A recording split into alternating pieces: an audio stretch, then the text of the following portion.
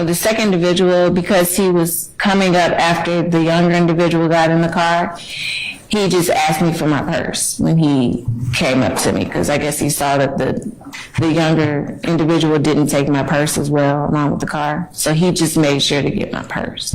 And did he have a gun on him as well? Yes. And what was he doing with the gun? He had the gun to my head as well. And was it a handgun, shotgun, or long gun, or what type of gun? It was a handgun. And what, after you gave, so what was it again that the second suspect asked you? For my purse. And did you give him your purse? Yes. What did he do after he grabbed your purse? He left and got in the car that they initially all came in. And was this second individual, was he wearing a mask? No. Was he wearing anything to conceal his face? No. Now, after they take these items, where did these cars go? I'm going to publish, Your Honor, State's Exhibit 7, Victor. All right. So this may help. I'm going to publish a photograph.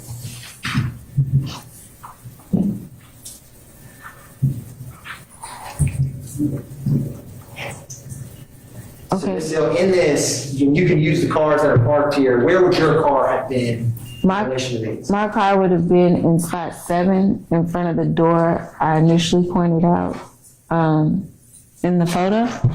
And the cars were in this direction, so they were going this way. So they exited out to the left because you could curve around and go back out to the main road that way. That makes sense. So they were going from, you tell me, were they not going from blue Mercedes to white BMW to that gray car on the end? Yeah, they were going from the blue Mercedes to the BMW that's on the end, and they left out that way. I'm going to publish also, publishing was already been admitted as 8 Victor. Or excuse me, 6 Victor. Is this what you were describing, Ms. Hill? Yes. And where does this road, if you were to take this to the end and go left, what does that take you out on? It takes you back out onto, it's still the neighborhood, so it takes you back out to that road, but when you make a right, it takes you back out to the main road. And those two vehicles leave together? Yeah. So after they leave, were there any neighbors you saw outside? Yes. And was this the neighbor that you had referenced earlier today? Yes, because her son watched that's kind of the same, well, that's close in age to my daughter. When the incident happened, he was watching the entire time the incident take place. So your neighbor and her son, you're saying, were outside as well? Yes, so I didn't realize they were outside because when the incident happened, they were behind me in a different in the parking spot behind me. And so her son, because like we said, it was a school day. So her son, I'm guessing she had just picked her son up from school. He was standing watching what was happening while his mom was in the car. I didn't see what the mom was doing, but she wasn't looking in the direction of the incident that was taking place. But he was standing there watching the kid, what was happening. And was your phone, did you have your phone on you after this? When he took my phone, it was in my purse, so. Were you able to call 911? I had to use my neighbor's phone. And did you in fact use her phone to call 911? Yes. And how long, did anyone respond? Did any police come out? Mm-hmm. Yes. What agency responded? Was it? APD. And how long after you called did they come? I feel like it was quick enough. I couldn't tell you the time, the amount of minutes. I felt like it was quick enough. That's perfectly fair. Now, after they arrived, what did they do once officers came out there? They came out, they took my statement to see what happened. I know that they were asking me my license plate number, which I was so in shock I couldn't remember anything really. I know that they were asking me my license plate number, and my significant other at the time, he had a spare key to the house, so I had to call him because he was working right up the street. And when he came to open the door, we were able to find like an oil change paper that had my license plate number on it. So we were able to give that information to give to the police officer so they could try to find my car. And back then, after you gave them the description of the car, did the officer you were talking with, did he stay with you on scene? Yes. Did you ever learn if anyone was apprehended? Yes. Was that officer still with you? Yes. What happened after, can you kind of describe that, how you learned that? I just remember them saying they found my car and they wanted me to come with them to where the car was. And when I got there, that's when I saw the young individual who had pulled the gun on me first. So, how did you get over there to the scene where he was arrested? in the police car. And where was your daughter during this time? She was at the house with my significant other at the time. And when you got over there, what did you see when they took you to where the individual was arrested? I saw that my car was completely totaled. It had spun off the road and hit a tree. And I saw the gentleman who had the gun, the young kid. Was this the first robber or second? The first. Can you describe when you identified him, were you inside or outside of the patrol car? I was outside. And where was he?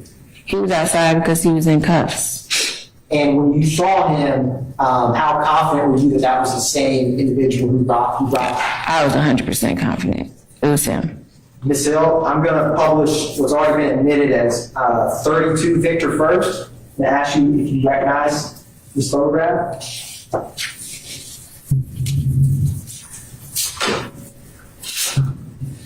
Who is that, Ms. Hill? That is Christian Eppinger. And is that the individual who robbed you this day? Yes. You had also mentioned, Ms. Hill, seeing your car. So I'm going to approach and hand you what's been marked as 12 through 17 Victor. If any defense counsels want to see these, it's 12 through 17 Victor.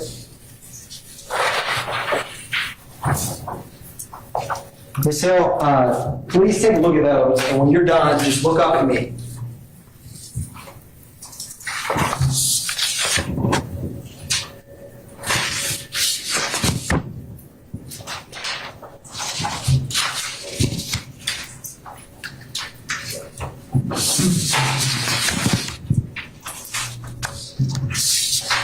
Okay. What are those, Ms. Hill? Those are pictures of my car. And how do you recognize them? How do I recognize the car? Yes. I know it's a silly question, but I have to ask. Because it's my car. I mean, Is it a fair and accurate depiction of your car that was on scene that day after it was wrecked? yes. Your Honor, the state moves to tender in evidence States Exhibits 12 through 17 Victor. Any objection to states 12 through 17 Victor? Objection. All right, they're admitted, may be published as you see fit. Thank you, Your Honor. Publishing 12 Victor. So, Ms. Hill, is that your Toyota Corolla? Yes. And the way that bumper is on the front, was it in that condition before you were robbed? No, not at all. And even the contents in the car weren't even like that. I'm gonna publish 13 Victor. Is that your vehicle back then, Ms. Hill? Mm-hmm. What are all, I see a lot of pink items, what are all those? Some of those items we would give to like Goodwill, but they were in bags, so it just looks like they went through the bags and stuff that were in my trunk. Because normally, once a month we go to Goodwill and just drop off any items that we just didn't want anymore. So that's what those items were in the bag. And I'm gonna publish also 14 Victor. When they took your car at gunpoint, did the passenger seat look like this as depicted in 14 Victor? No, not at all. I'm also going to publish 15 Victor. Is that your backseat, Ms. Hill? Yes. And I'm gonna publish 16 Victor. Did your car have that damage before it was taken from you? No. I'm also gonna publish 17 Victor. Is that the way that your car looked when you got out there on scene? Yes. Now, Ms. Hill, did you ever get to drive that car again? No. What happened to that car? It was taken away. The insurance company probably kept it, or I'm not sure what happened after that, but I couldn't drive it anymore. And the items that were, did you ever get your laptop back? Yes, I was able to retrieve the laptop, but the company had to, because they weren't able to get into it since it was a company laptop. But the company definitely had to disregard the laptop overall just because of, they didn't know, if they were able to get into it or whatnot. So, And did you ever get back your purse and the items inside of it? no. Now,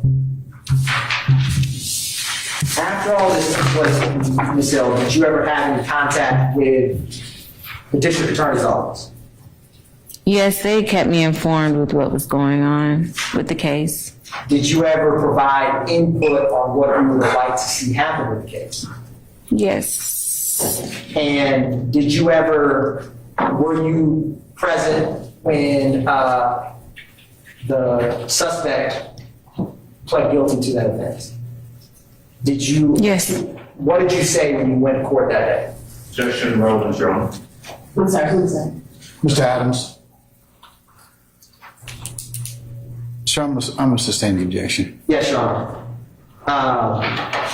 Was it the end of the photograph you had, I showed you earlier, 18 Victor, or Christian Eppinger, was that the individual that was in court that day when you were there? Yes. And after that day in court, did you ever see or hear about him again? Yes. How'd you hear about him again? I'm going to object to the hearsay, Your Honor. Can we approach for Yes, state, Your Honor. please?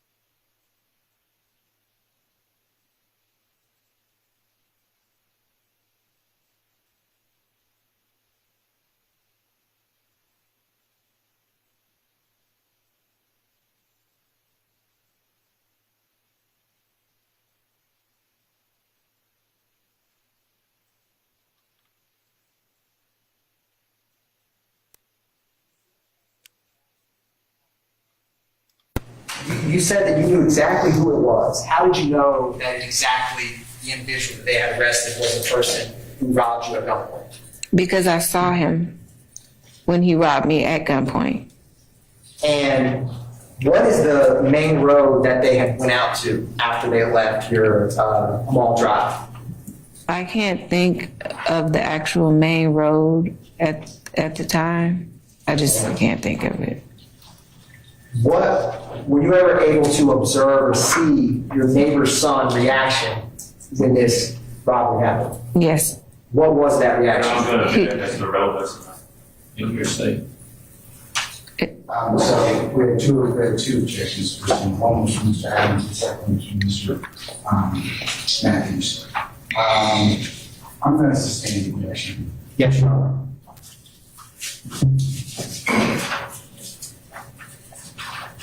Ms. Hill, you kept referring to the first gunman as a kid. Why did you refer to him like that? He was young. I mean, you could tell he was a kid. And did the second individual, did he seem a little bit, a lot, or how much older did he appear to be from your personal observation? From my observation, he was in his late 20s, early 30s, the second individual.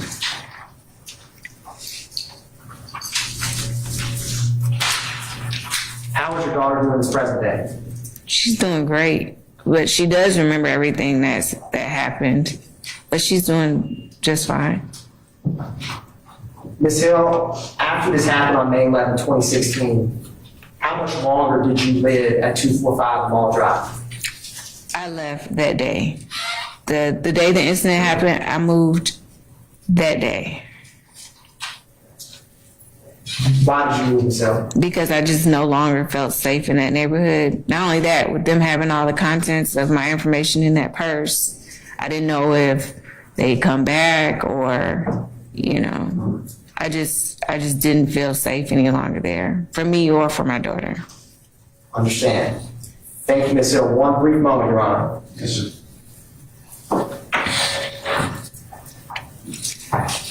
Thank you, Ms. Hill. No further questions by the state. Thanks, counsel. May have some questions. Thank you.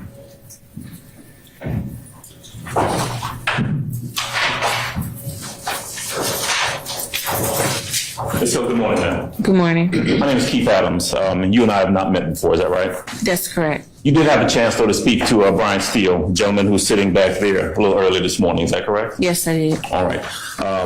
You talked with him, and then he asked you a few questions about the incident that occurred. By this time, it's about, 6.5, 7 years ago in 2016, right? Yes. All right. So I just have really just a couple questions. Okay. You would agree with me. This was a pretty terrifying incident that occurred on that day. Is that right? Yes. In fact, you called the police right when it happened. Yes. Right? You were terrified both for yourself and for your daughter. Yes. It would be fair to say, and you correct me if I'm wrong, that obviously you wanted Christian Eppinger to be caught for what he had done. Right? Yes. You didn't know him before that day, right? That's correct. You never met him. That's As far correct. as you know, he never met you. He certainly, Mr. Eppinger, had no reason in your mind to do what he did to you. Is that correct? Yes. It was about 10 to 15, maybe 20 minutes or so after the incident that he was caught in your vehicle. Am I right about that?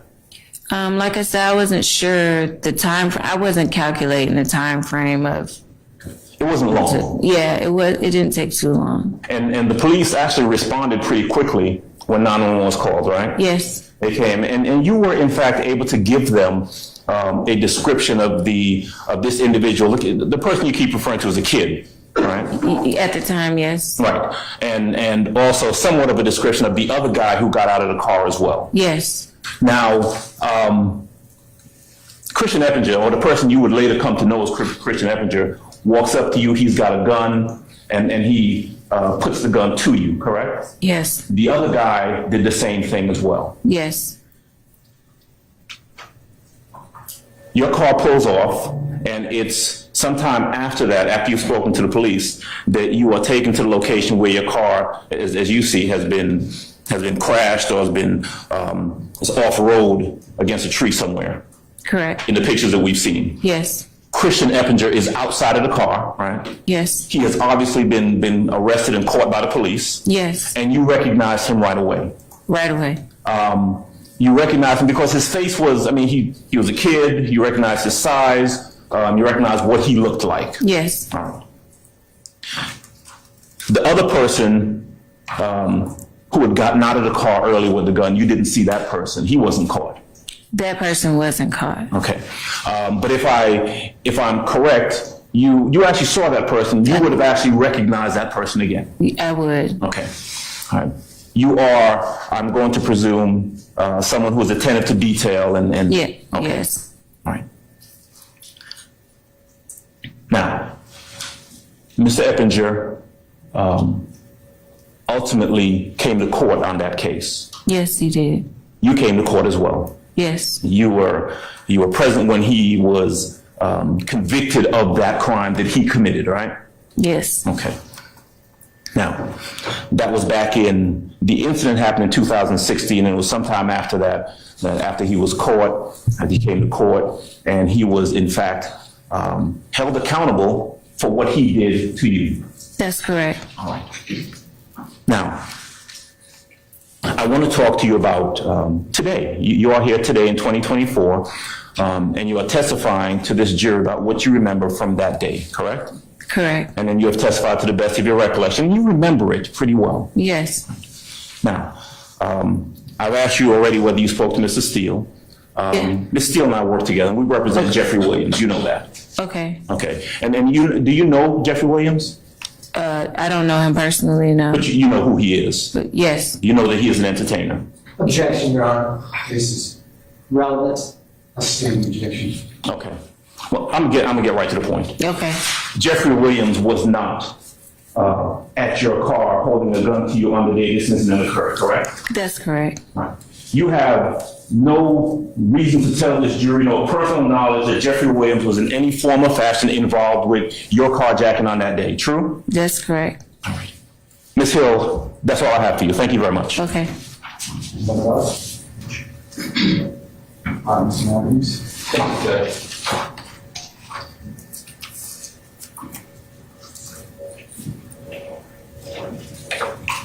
Ms. Hill, good morning. Good morning. Carrington Matthews here. I represent Mr. Huey sitting right over here. You've had an opportunity to look about the courtroom over here, all the people that are sitting in this courtroom. In fact, Mr. Eppinger, you don't see him in this courtroom, right? No. Yes. And you don't see that older gentleman that you described as the second person that put this gun to you, correct? Correct. And in fact, none of these individuals that are seated in this courtroom, to the best of your knowledge, had anything to do with what happened to you back in 2016. Is that right? That's correct. Okay. And at the time that you went through that particular ordeal, I think you indicated that when you became emotional and you began to cry, you didn't think that you would have to go back through having to rethink or relive this, correct? That's correct. That's all I have. Thank you. You're welcome. Anyone else? Any ready? Yes, Your Honor. Ms. Hill, on cross-examination, you were asked about the other guys that were involved. How many people did you see in total that were involved when you were robbed? In total, including Christian Eppinger, it was 4 individuals. And did any of those other 2 that didn't get out of the car, did they do anything to conceal their identity that you saw? They didn't do anything. And you were asked on cross-examination about Christian Eppinger being held accountable. Do you remember that? I do. Did you advocate for a lesser sentence in reference to that? I did. I'm going to approach. After the approach, please. I'm saying objection. No need to approach, sir.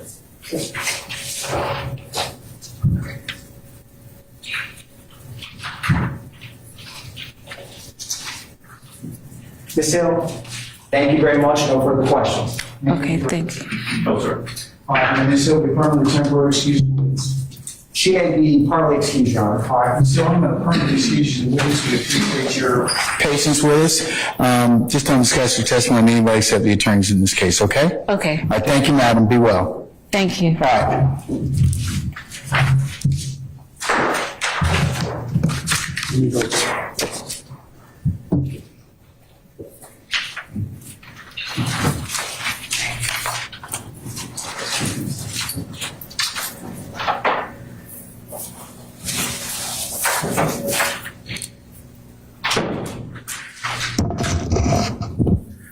All right, ladies and gentlemen, we'll take 5 minutes and we'll go ahead and continue on at that point in time, okay? So we'll be in recess for about 5 minutes.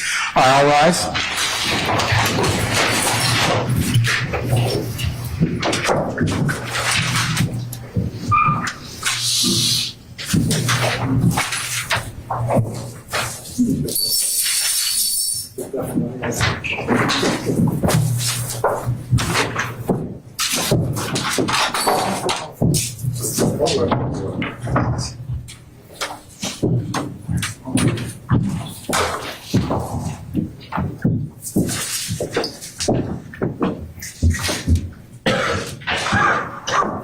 Ladies and gentlemen, please be seated. Our jury has left us.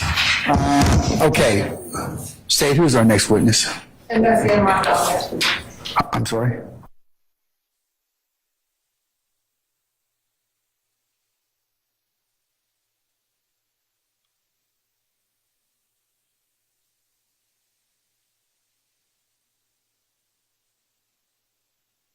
To have made them. Is there anything else I need to?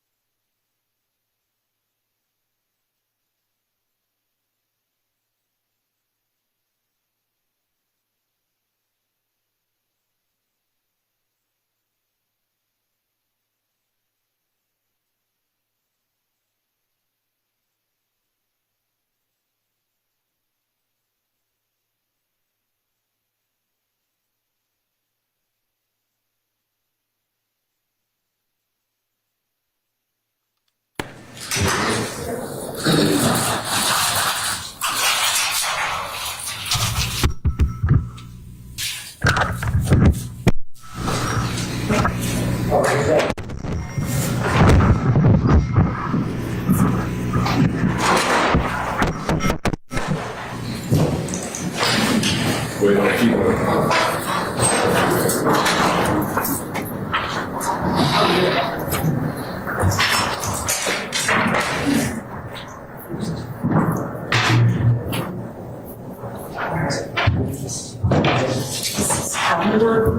got a notepad up there?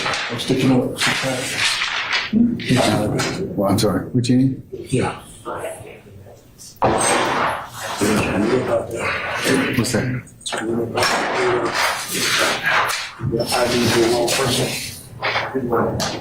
All right, we fix that. I just need something out for chance to see on social media. Yeah, just one sheet or? Yeah, just one sheet. One sheet. One of our viewers had an incident. Yeah, Godfather. Yeah. Just tell her keep us posted. Same person. It's happening in threes, they really do. Same person. Just tell her keep us posted on that. Okay. All right, let me know when they're ready. We can go ahead and come back.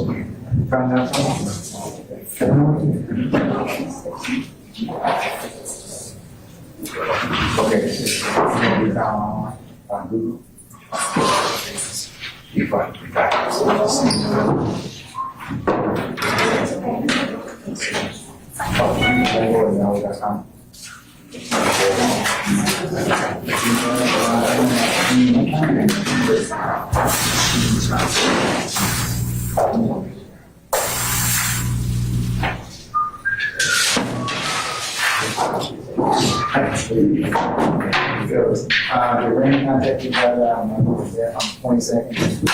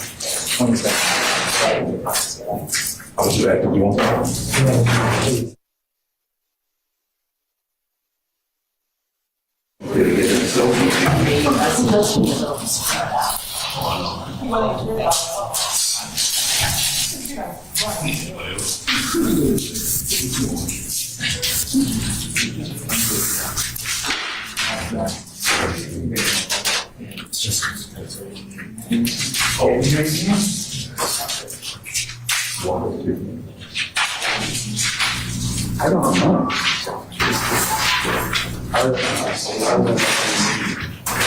I got the context. Oh, I didn't see it. Yeah, I never saw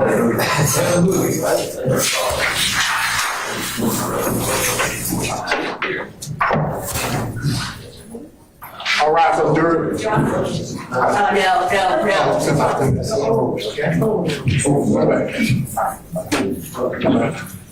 Go ahead. Go ahead. Your Honor, Hold on, okay. All right. Your Honor, may I address the court before the jury's? Can I wait for all the people to get in, please? Okay, all right.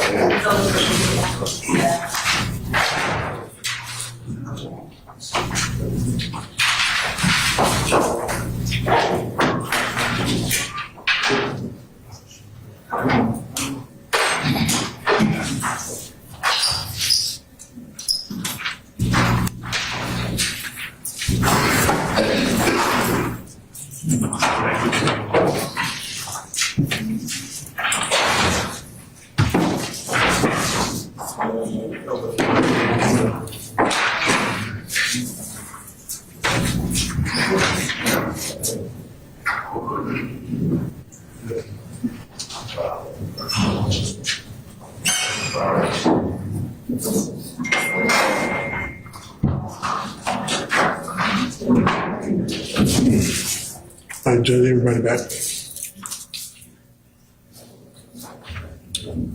All right, Ms. Westmoreland, what's on your mind? Thank you, Your Honor. Two brief things. One is that after our last witness, Ms. Hill, testified, while on break, it was brought to our attention, our meaning defense counsel, that the media was instructed by the state to not show the identity of the witness, to not show the witness while she was testifying. The state did not make that request, or should I say instruction. They did not tell defense counsel. Just last Friday, Your Honor, we brought to the court's attention that the state and the media were having conversations without defense counsel in reference to who would be shown and who wouldn't. And you instructed us to confer with the state on that Friday, which we did. And it was our good faith belief and understanding that before, if the state objected to the identity of anyone or anyone being shown, that they would include defense counsel in on that conversation, and we would have the opportunity to object. That did not happen today. A public trial is our client's, it's the defendant's right. And Your Honor, I believe that you agree with that on Friday, and we wanted to bring it to the court's attention. All right. I want to say, Ms. Westmoreland, thank you, and are we still having, why are we still and also I need to be made aware. You don't need to you need to tell me what you're all going to do, okay? Your Honor, I believe I provided to the court this morning, as well as to each defense counsel, this list right here that had... That may be one thing, but I need to know so I can put on the record. But this is what we've been handing out, Your Honor, I didn't know. But this is the list that we provided to defense counsel this morning that has 3 individuals highlighted, which are the 3 individuals... I don't have it. Sorry. Sorry. I don't have any such document. And if you I did... handed it to Ms. Weaver earlier. I thought... My apologies. I handed it, and I thought that it was handed to you. And we do have an additional copy, Your Honor, but this is the practice that we have been doing for the last few weeks, in which the individuals who are highlighted are the individuals that we have asked not to be shown. Okay, in addition to that, you need to tell me, so it's put on the record. Yes. Ms. Weaver has another Very important job that she's doing right now, but I need to know so that I can go ahead and put that on record. And I also emailed this to defense counsel yesterday. That doesn't. I understand about the that court, does not include me. And I'm ultimately, at the end of the day, Ms. Hilton, I'm the person that makes the call. So I appreciate everything that you have done in terms of that, but please loop the court in, okay? That's all I'm saying. Your Honor, the state thought the court was looped in, but we will make sure that the court is definitely looped in. All right, okay, all right. So I'm not going to have this conversation again about not being informed, all right? And in addition to what was discussed on Friday, Your Honor, we did meet with defense counsel on Friday along with counsel for at least one of the media outlets, Ms. Gaither. We are still working on amendments to the order. And because that has not been completed, we continue in the same path that we were doing from last week. But we have spoken with them. We've spoken with defense counsel in addition to the media counsel, and like I said, we forwarded this yesterday evening that if there was any objection, we thought that we would have been made aware of that earlier today. And I provided this list this morning again to defense counsel. And this is the first time we're hearing of the objection, Your Honor. Okay, so is there anything that's changed, because the court was made aware as to why this particular witness, Detective Belnap, was being asked to be not filmed? Has anything changed or anything else I need to know about? There's nothing changed from the first time in which we've asked for Investigator Belnap not to be filmed. Okay. He works in a certain capacity at APD, and given what occurred the first time he testified, is why we're continuing to ask him. All right. Anything else, madam? Yes, Your Honor. The handout that we received from the state that has nothing on it that indicates that the names highlighted means that they request for. Okay, let's focus on Detective Belnap. Do you have any further objection to Detective Belnap? Yes, we do. What's your objection? That he's already testified and he's already been filmed. No, he hasn't. He wasn't filmed last time. He was filmed initially. He was filmed initially, but we... But that's when we ended up having to stop because of what happened. Okay. I do not believe he was filmed the second half of his testimony. I would need to go back and double check. All right. Okay, Your Honor, that's our objection, that he's already been filmed. I'm sorry? I said that's our objection, is that he's already been I'm filmed. going to overrule that. I'll allow him to not be filmed. And we'll take up each witness as it comes along, okay? Your Honor, one more thing. Mr. Steele made some objections in reference to Detective Belnap this morning, and Your Honor, you said that he could have a continuing objection, and everyone who made objections can have continuing objections. I'm going to, unless you exempt out, I'm going to go ahead and just make it a blanket one for everyone. Thank you, Your Honor. Okay? Thank you. That it? Okay, all right. Can we summon Detective Belnap, please, and go, just go ahead and put him in the, no, wait one. Summon our jurors, please. Okay.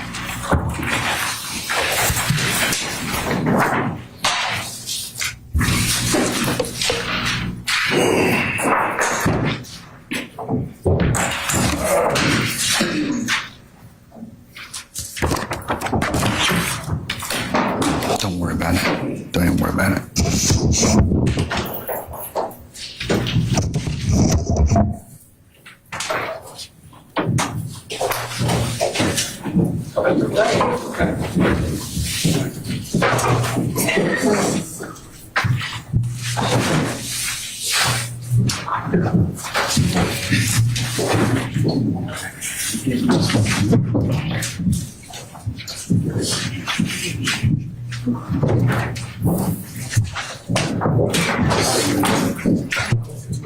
Listen.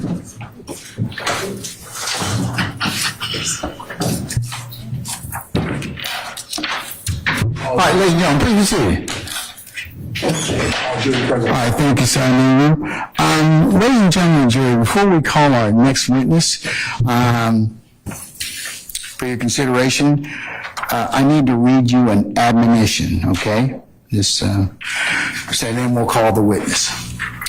You are about to hear testimony from Investigator Mark Belnap, who will testify both to facts and two types of opinions and the reasons for those opinions. I will describe all three types of testimony. The first is fact testimony. Fact testimony is based on what the witness personally saw, heard, or did. The second is opinion testimony based on the specialized knowledge, skill, experience, training, or education of the witness. The third is what is called lay opinion testimony. As to the testimony about facts, it is your job to decide which testimony to believe and which testimony not to believe. You may believe everything a witness says, or part of it, or none of it. As to the opinion testimony based on the witness's specialized knowledge, skill, experience, training, or education, you should judge this testimony like any other testimony. You may accept all of it, part of it, or none of it. You should give it as much weight as you think it deserves, considering the witness's knowledge, skill, experience, training, or education, the reasons given for the opinion, and all the other evidence in the case. As to lay opinion testimony, this testimony is based on inferences drawn from the witness's direct perceptions and must be rationally based on those perceptions and not on any speculation or what someone else has said. You should judge this testimony like any other testimony. You may accept all of it, part of it, or none of it. You should give it as much weight it deserves. When considering lay opinion testimony, however, you should not give it any extra credence based on the specialized knowledge, skill, experience, training, or education of this witness. You may also consider to personal observations or involvement as a fact witness testifying about a lay opinion based on a witness's perceptions or testimony based on specialized knowledge, skill, experience, training, or education. When a witness provides opinion testimony based on knowledge, skill, experience, training, or education, might rely on facts that are not based on his or her personal observations or involvement, but that opinion cannot serve as proof of the underlying facts. The fact that a witness is allowed to express opinions based on that person's specialized knowledge, skill, experience, training, or education should not cause you to give that witness undue deference for any aspect of that person's testimony or otherwise influence your assessment of the credibility of that witness. Call your witness. Thank you, Your Honor. The state calls Investigator Mark Belnap. Summon Investigator Belnap, please.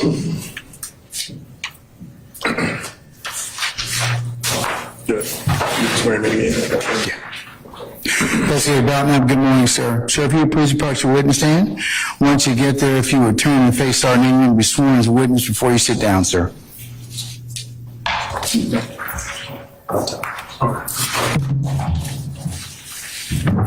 Raise your right hand. You swear affirm the testimony you're going to the truth, the whole truth, and nothing but the truth? I do. I see. What's the first last name, of course? It's Mark Belnap, MarkBelknap.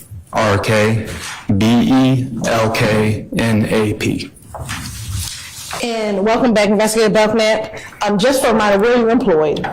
The Atlanta Police Department. And with what unit do you work with the Atlanta Police Department? I'm assigned to our gang unit.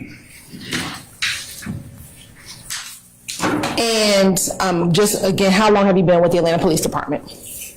I've been with the Atlanta Police Department for 18 years. And how long have you been in the gang unit? For 15 years.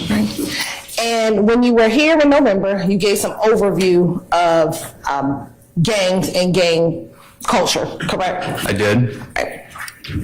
Now that you're back, we're going to break this up into two sections, all right? We're going to have phase 1, and then we'll have phase 2, all right? Yes, ma'am. All right, so starting out with phase 1, I want to ask you specifically about an individual by the name of Christian Eppinger.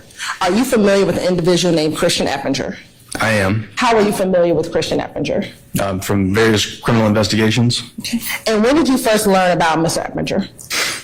I first learned about him in 2019. And in 2019, when you first learned about Christian Eppinger, were you investigating Mr. Eppinger or someone else?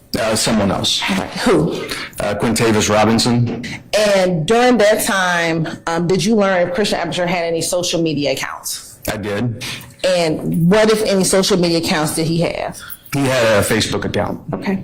And how did you know that he had his Facebook account? I observed it. And what was his social media name on his Facebook account?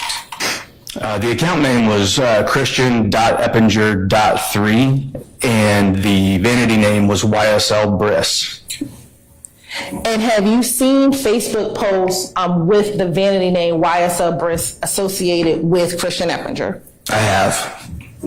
And did those posts appear to contain images of the individual you knew to be Christian Eppinger? They did.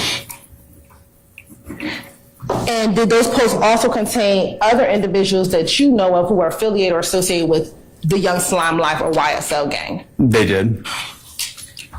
And were those Facebook posts that you observed pulled from the Facebook account that you know as YSL Briss? Yes, ma'am.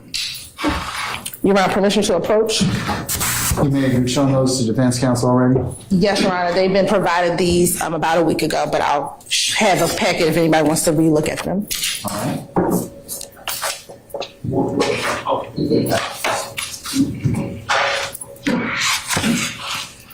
I'm going to show you what's been marked as State's Exhibit 1W through 18W and 59W.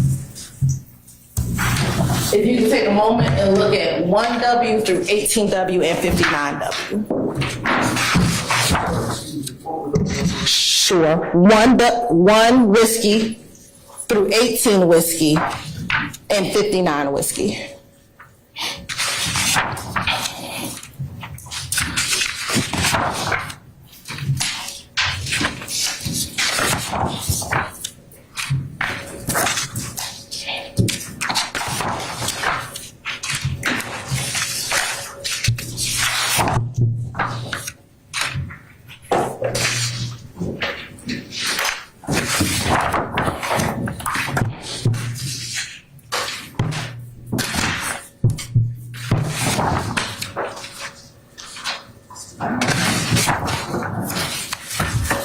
That's when I passed out single-handedly last week.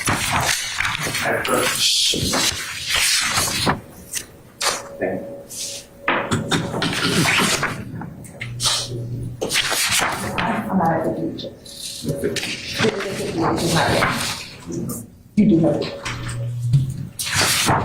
Got it to get my number, so I'll show you.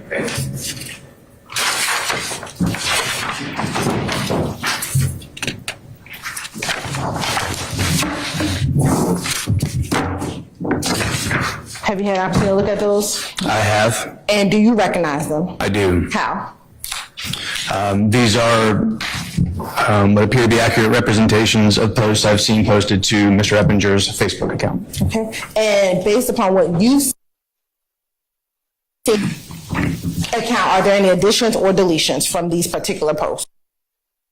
They are cropped, and so it looks in some instances that some of maybe the comments were cropped. But other than that, I don't see any apparent alterations. Okay. Your Honor, this time to say what I turn State's Exhibit 1W through 18W and 59W into evidence. Any objection to states 1 whiskey through 18 whiskey and 59 whiskey?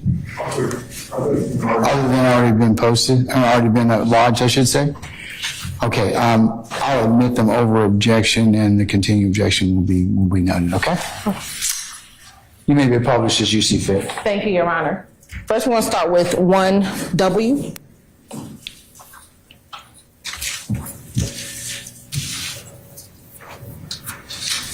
And looking at State's Exhibit 1W, if you can tell the jurors, what are we looking at State's Exhibit 1W? So this would be the top of the Facebook account, the profile picture, and the account name. Okay. And is that the same account name that you just referenced, YSL Briss? It is. All right. Now, looking at State's Exhibit 2W, what is the date of State's Exhibit 2W? What's the date of the post of State's Exhibit 2W? December 21st, 2014. And what does it appear that we're looking at State's Exhibit 2W? It's a photograph of Christian Eppinger. And is he doing anything with his hand? He is. And what is that? He's making a hand sign. Okay. And we'll talk about that in a moment. Looking at State's Exhibit 3W. What's the date of State's Exhibit 3W? December 21st, 2014. And what, if anything, is posted in State's Exhibit 3W? It's also a picture of Mr. Eppinger. And what is he doing? He's posing with his feet and making a hand sign. Okay, and we'll talk about that. And is there a comment on that page? There is. And what is that comment? Well, there's both a caption along with it, and there's also a comment after it. So let's start with the caption first. It reads, Peter Will, my lifestyle, and I'm going to omit any racial epithets. We ends like 44, truly peace of mind, hashtag long live 44 Billy. Okay, and we'll talk about that, but you said truly peace of mind. Is there a C or an X there? There is an X. Okay. Now looking at State's Exhibit 4W. What's the date of State's Exhibit 4W? It's December 30th, 2014. All right, and is there a post? There is. Okay, first let me ask you, what's the caption? It says, Lil Bruh shook with some laughing emojis. All right. And if you could read the contents of what Mr. Eppinger posted, what it appeared that the person YSL Brisk posted. It appears to be a screenshot of a text conversation. Okay. And could you read the text conversation? The first comment at the top says, hey, Lil Bruh. A reply says, huh? The next comment says, what you mean you ain't finna get killed? The reply is slime kill people, and I don't want to fight nobody. The next says, hey man, you good little bruh, I ain't gonna do nothing to you, just watch what you say. The reply is, okay, what that was that boy name? And then, don't worry about it, just know that's my youngin'. Okay. And with the third yellow comment, it has, again, do nothing to you, just, and you said watch, but is that C replaced with an X? It is. Right. Now looking at State's Exhibit 5W, what's the date of this post? This is January 6th, 2015. And is there a caption? There is. And what does the caption say? Keep it on me, waiting on a fuck in to try me. All right. And is there an image? There is. Okay. And if you could describe for the jury the image. It's a photograph of Mr. Eppinger, and it appears that there's a handgun in his waistband. Now looking at State's Exhibit 6W. What is the date of this post? January 10th of 2015. And is there an image? There is. Okay. And what is posted in the image? It's a picture of Mr. Eppinger, and with his left hand, he's forming what appears to be the letter C, and with his right hand, he's forming his hand in the shape of a pistol. Okay, and we'll talk more about that in a moment. Now looking at State's Exhibit 7W. Is there a date for this post? There is. And what's the date, I'm sorry? It's April 22nd, 2015. And is there a caption? There is. What's the caption? It says, good morning, slimes, hashtag RIP Buki. Okay. And in your investigation, do you know who Buki is at all? I don't recall. Okay. And is there an image or posting of Mr. Eppinger as well? There is. And what is he doing with his hand? Mr. Eppinger is posing with his feet and also making a hand sign. All right. Looking at State's Exhibit 8W. What is the date of that post? It's April 22nd, 2015. And is there a caption? There is. And what is the caption? It says, who said they want smoke? And is there an image as well? There is. And what appears to be in the image? It's a person sitting in a car with, appears to be at least five handguns on his lap and within the waistband. Okay. Looking at State's Exhibit 9W. What's the date of this post? April 25th, 2015. And is there a caption? There is. What is the caption? It says, living life, bro, I'm happy, hashtag ESPN. And do you know, have you seen that hashtag ESPN before? I have. And have you seen that associated with individuals or members of YSL? Yes, ma'am. And to your knowledge, when it's been associated with YSL, what does ESPN stand for? It stands for Every Slime Play Nasty. All right. Looking at State's Exhibit 10W.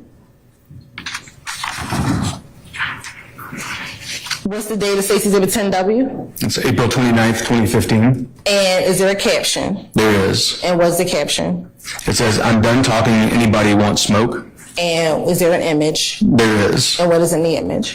It's Mr. Eppinger pointing a handgun at the camera. Okay. Next, State's Exhibit 11W. What's the date of this post? May 15th, 2015. All right. And is there a caption? There is. And what's the caption? It says, "Rising Slime, hashtag ESPN." And is there an image? There is. And what is in that image? It appears to be Mr. Eppinger sitting, and there's a red bandana tied to the belt loops on his pants. Looking at State's Exhibit 12W. What's the date of 12W? May 31st, 2015. And is there a caption? There is. And what is that caption? It says, "Even on my worst day, I live like someone on their greatest. Hashtag ESPN." And is there an image? There is. And what is contained in that image? It's Mr. Eppinger, and he's wearing a red bandana on his head. All right. Now looking at State's Exhibit 13W. What is the date of this exhibit? It's June 27th, 2015. And is there a caption? There is. And what is the caption? It says "New Ink." All right. And in looking at this caption, can you, looking at the picture, are you able to see what that new ink is? I am. Okay, and what is it? He has a tattoo that says YSL, although similar to what we discussed before, looks like the S is replaced with a 5. And in looking at the caption of new ink, are there some emojis? There are. And what are the two emojis? There's a snake emoji and a red heart emoji. All right. And June 27, 2015, is that date before May of 2016? It is. Looking at State's Exhibit 14W, is there a caption? There is. And is there a date of this post? There is. What is the date of the post? March 21st, 2016. And is there an image of who appears to be Christian Eppinger? There is. All right. Looking at State's Exhibit 15W. What is the date of State's Exhibit 15W? April 13th, 2016. And is there a caption? There is. And what is the caption? It says "Free Unfo Bitch." All right. And is there some emojis next to that? There are. And what are those emojis? It's a police officer emoji, a gun emoji, and a 100 emoji. And is there an image? There is. And do you know who that person is? I do. Who is that? It's Quantavious Greer. And do you know a nickname for that individual? Unfunk. All right. And do you know any relation of Mr. Greer? Is he related to anyone in this courtroom? I believe he is. Okay. And who is that? Mr. Williams. All right. Looking at State's Exhibit 16W, what's the date of 16W? April 16th of 2016. And is there a caption? There is. And what is that caption? It says "Peter Will, my lifestyle, hashtag long live 44. All right. And is that an image of Mr. Eppinger as well? It is. And then looking at 17W, what's the date of this post? This is March 25th of 2020. All right. And is that appears to be another image of Mr. Eppinger? It is. And what is he doing? He's posing with his feet and throwing a hand sign. All right. And I'm gonna next look at, I believe it should be 59W. Looking at 59W, is that a post from the YSL Breast page? It is. And what is the date of that post? December 18th of 2014. And is there a caption? There is. And what is the caption?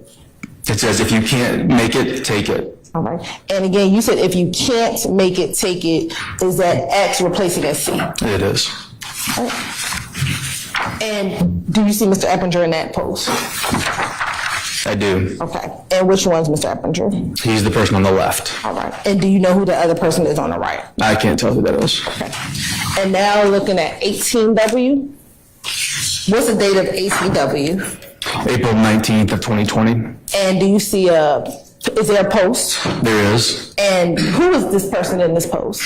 This is Jaquan Stevenson. Okay. And is Jaquan Stevenson a member of YSL? He was, yes. All right.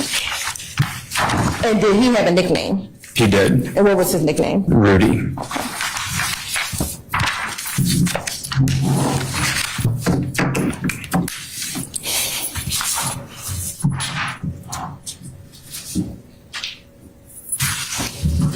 Now, are you familiar with an individual by the name of Travius Stevens? I am. And how are you familiar with Travius Stevens? Through police work over many years. Okay. And was it over many years? How many years? 14 maybe. Okay. And are you familiar with any nicknames of Mr. Stevens? I am. What are those nicknames? He's gone by Tick and Slug.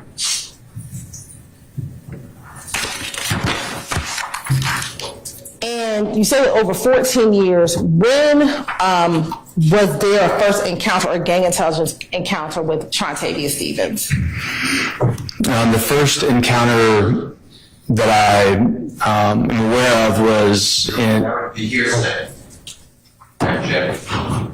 Okay, I sustain the objection.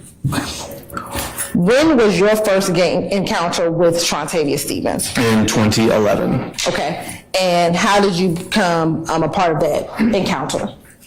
Members of the United States Marshal Service Fugitive Task Force were making an arrest, and during that arrest, they encountered Travius Stevens, and I was advised of this encounter. And during that encounter, were there any pictures taken of Mr. Stevens? There were. Okay. And what were the pictures that were taken? There were photographs of him as well as his tattoos. All right. And I'm going to show you what's already been admitted as State's Exhibit 9U.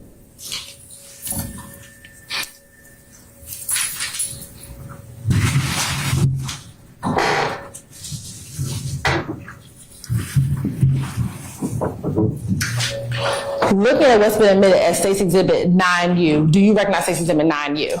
I do. How do you recognize State's Exhibit 9U? It appears to be the same photograph that was taken in 2011. Okay. And was that the tattoo that was there in 2011? Yes, ma'am. And actually, I'm not sure that's the same photograph, but it is the same tattoo. Okay.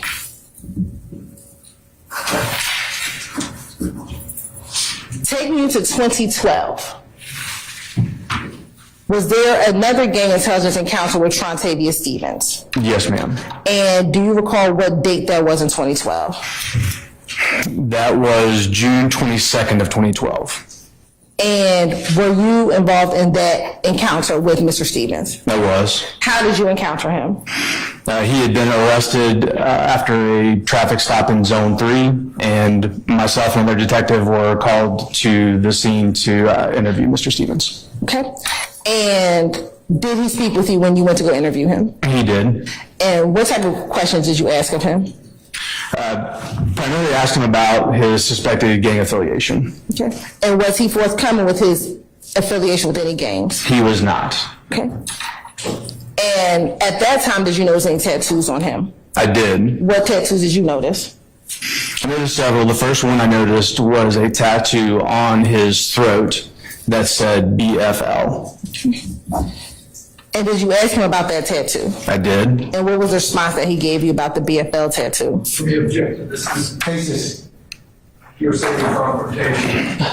This is a 2012 interview with. I'll sustain the objection. Your Honor, may I respond? Yes. Your Honor, Mr. Stevens has testified. He was specifically asked about this encounter within his I'm going to proper. reverse myself, Mr. Harvey. I'm going to overrule the objection, okay? Go ahead. I'm sorry, could you ask the question again? Sure. What response did he give you about the BFL tattoo? He told me that it stood for Loyalty Been First. Loyalty. Loyalty Been First. Now, when he told you that it meant loyalty bend first, were you able to find anything from Travius Stevens that contradicted that particular meaning that he gave you? I did. What did you find? I saw a post to his Twitter account Okay. And when in conjunction with having this interview, did you find this post on his Twitter account? I believe it was shortly after the encounter. Okay, so back in 2012. Correct. All right. And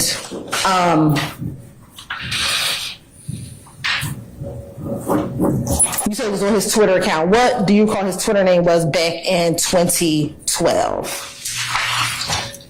It was, I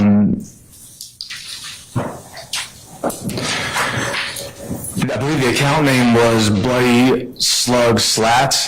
He had a vanity name of Slug 5 Much, I believe at that time also. And you're on permission to approach? I'm showing you what I've already given to defense counsel is 19W.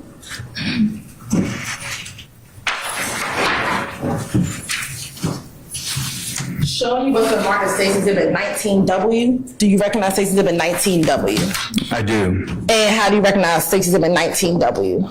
This is a screenshot of the Twitter post that I observed. Okay.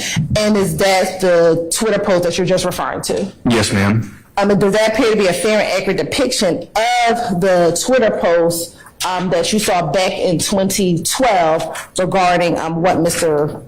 Stevens said that his tattoo actually represents? Yes. I mean, at this time, say like the tender State's Exhibit 19W into evidence. Any objection states 19W.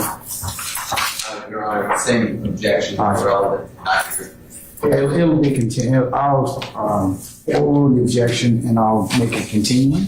This is part of my continuing objection, and I have some new request for 105 instruction. This is, I think I've argued this very briefly, but this is.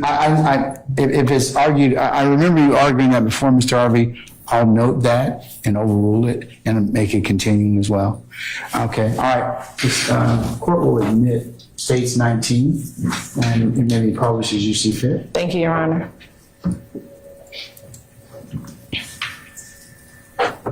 Now, is this the post that you were referencing? It is. And if you can, is your screen on to the right of you? This, no, it is not. Okay. If you can see and if you need that stick, you can also use that stick. Just indicate where that BFL tattoo is. So the BFL tattoo is across his throat.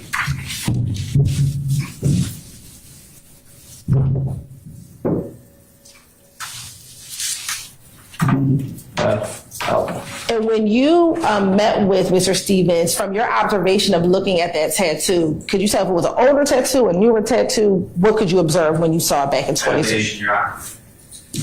Did you? Sorry. I'll state the objection. You can lay a little more foundation. Sure. When you met with him at the 2012 encounter, was it in person? It was. Okay. And have you seen tattoos that are just like freshly new tattoos before? I have. Okay. And so are you able to tell from your own eyes if something looks, if it was fresh or if it was an older tattoo? I am. Okay. And when you met with Mr. Stevens back in 2012, could you tell from your observation looking at his neck if that tattoo looked like it was a newer or an older tattoo? It appeared to be a new tattoo. And why did it appear to be a new tattoo? It was still in the healing process and was peeling a little bit. Okay. And looking at the post, what is the caption of the post, of that Twitter post? The caption says, "Blood for life, #Blatt." Okay. And was that different from what he actually told you when you met with him?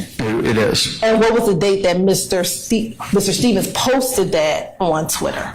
This was on June 14th of 2012. And when did you said you met with him? It was June 22nd of 2012. Okay. Now, at that same 2012 encounter, did he have any other tattoos that he explained to you?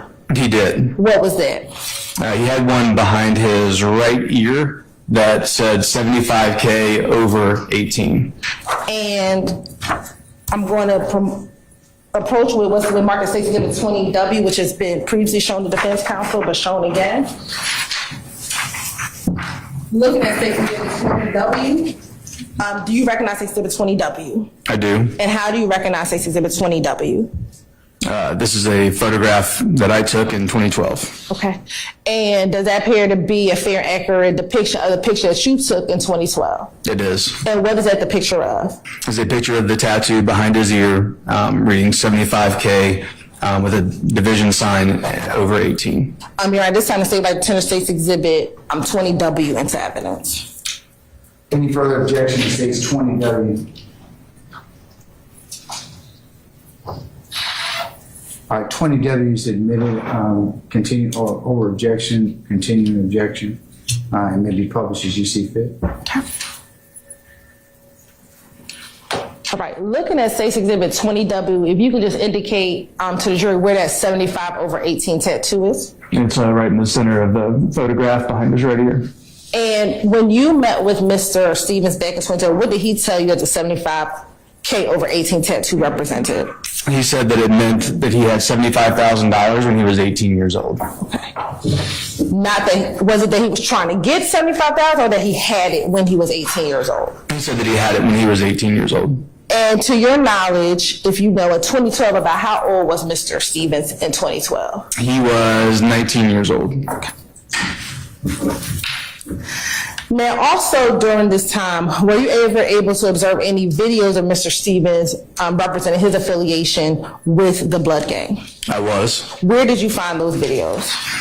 They were posted using the social media application Social Cam, and they were posted to his Twitter account. And I've never heard of Social Cam, so what was Social Cam? Social Cam was one of the early apps that allowed you to record video and actually post it to social media. Okay. And have you had an opportunity to review those videos that you saw back in 2012? I have. Right. Permission to approach again? I want to show you what's been marked as States Exhibit 52W. Tell me if you recognize States Exhibit 52W. I do. And how do you recognize States Exhibit 52W? This is a disc that's labeled with 2 videos, Belnap, and it's got my initials and a date. And what was contained on those States Exhibit 52W? These are 2 videos that I viewed from the Social Cam application. All right. And when you reviewed it, did that appear to be a fair and accurate depiction of the 2 videos that you observed back in 2012 and that you provided to the state? They were. Did it appear to have any additions or deletions? No, ma'am. Okay. Your Honor, this time the state would like to tender States Exhibit 52W into evidence. Any objection to states 52W? Same objection, Your Honor. Mr. Williams. I will admit 52W over objection and make a continuing objection to all parties. It may be published as you see fit.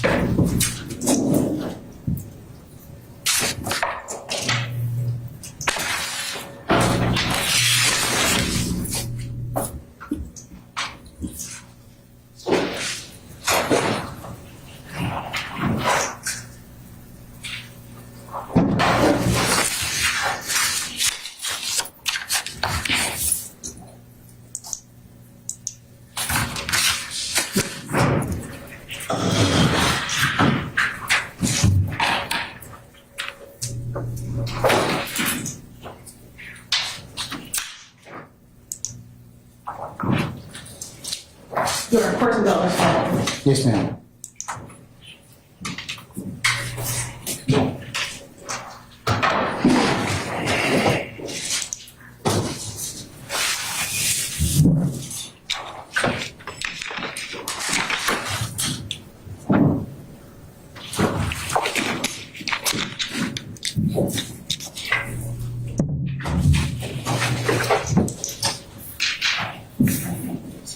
We're going to publish that one later, it appears.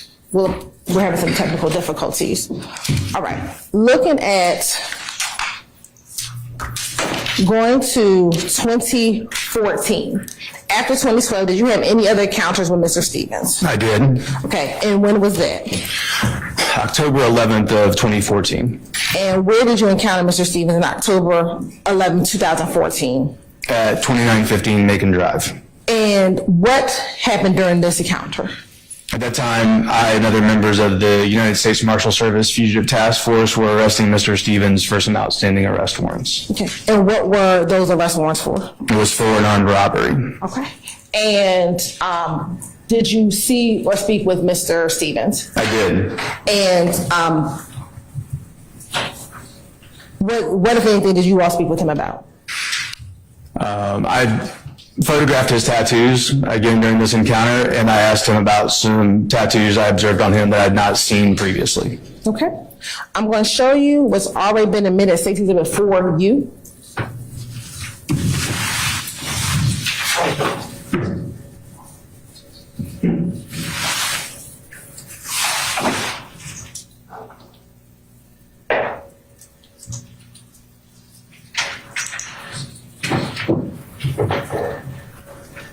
Looking at what's already been admitted, Safety Exhibit 4U, do you recognize Safety Exhibit 4U? I do. How do you recognize Safety Exhibit 4U? This is a hat that Mr. Stevens was wearing at the time of his arrest. Okay. And does it have, what's the writing on the hat? It says Bompton. Okay. And we'll talk more about that in a moment. Also, now looking at Exhibit 15U. Do you recognize Exhibit 15U? I do. And how do you recognize Exhibit 15U? It's a red bandana that Mr. Stevens had on his person during his arrest. Okay. Now, looking at this bandana, to your knowledge, do you remember, was there any other writing on that bandana besides the normal general pattern that's on a red bandana? There was not. Rule, Your Honor. I didn't understand. I apologize. That's evidence rule, the bandana. I've never seen it. I'll rule the objection. Did you observe anything else written on that bandana? I did not. Okay. If you had noticed anything written on the bandana. Speculation. If you had. Okay. Did you take that picture? I did. All right. And in your experience, do you take anything of note when you take pictures? Do you take anything of note? I do. Okay. And based upon and you took these pictures? I did. I stand the objection. Based on the picture you took, is that the only picture that you took of that bandana? Yes, ma'am. All right.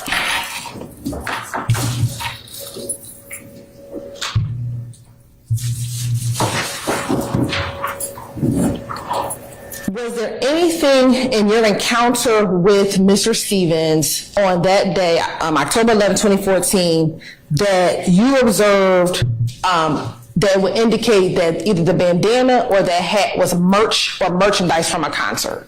There was not.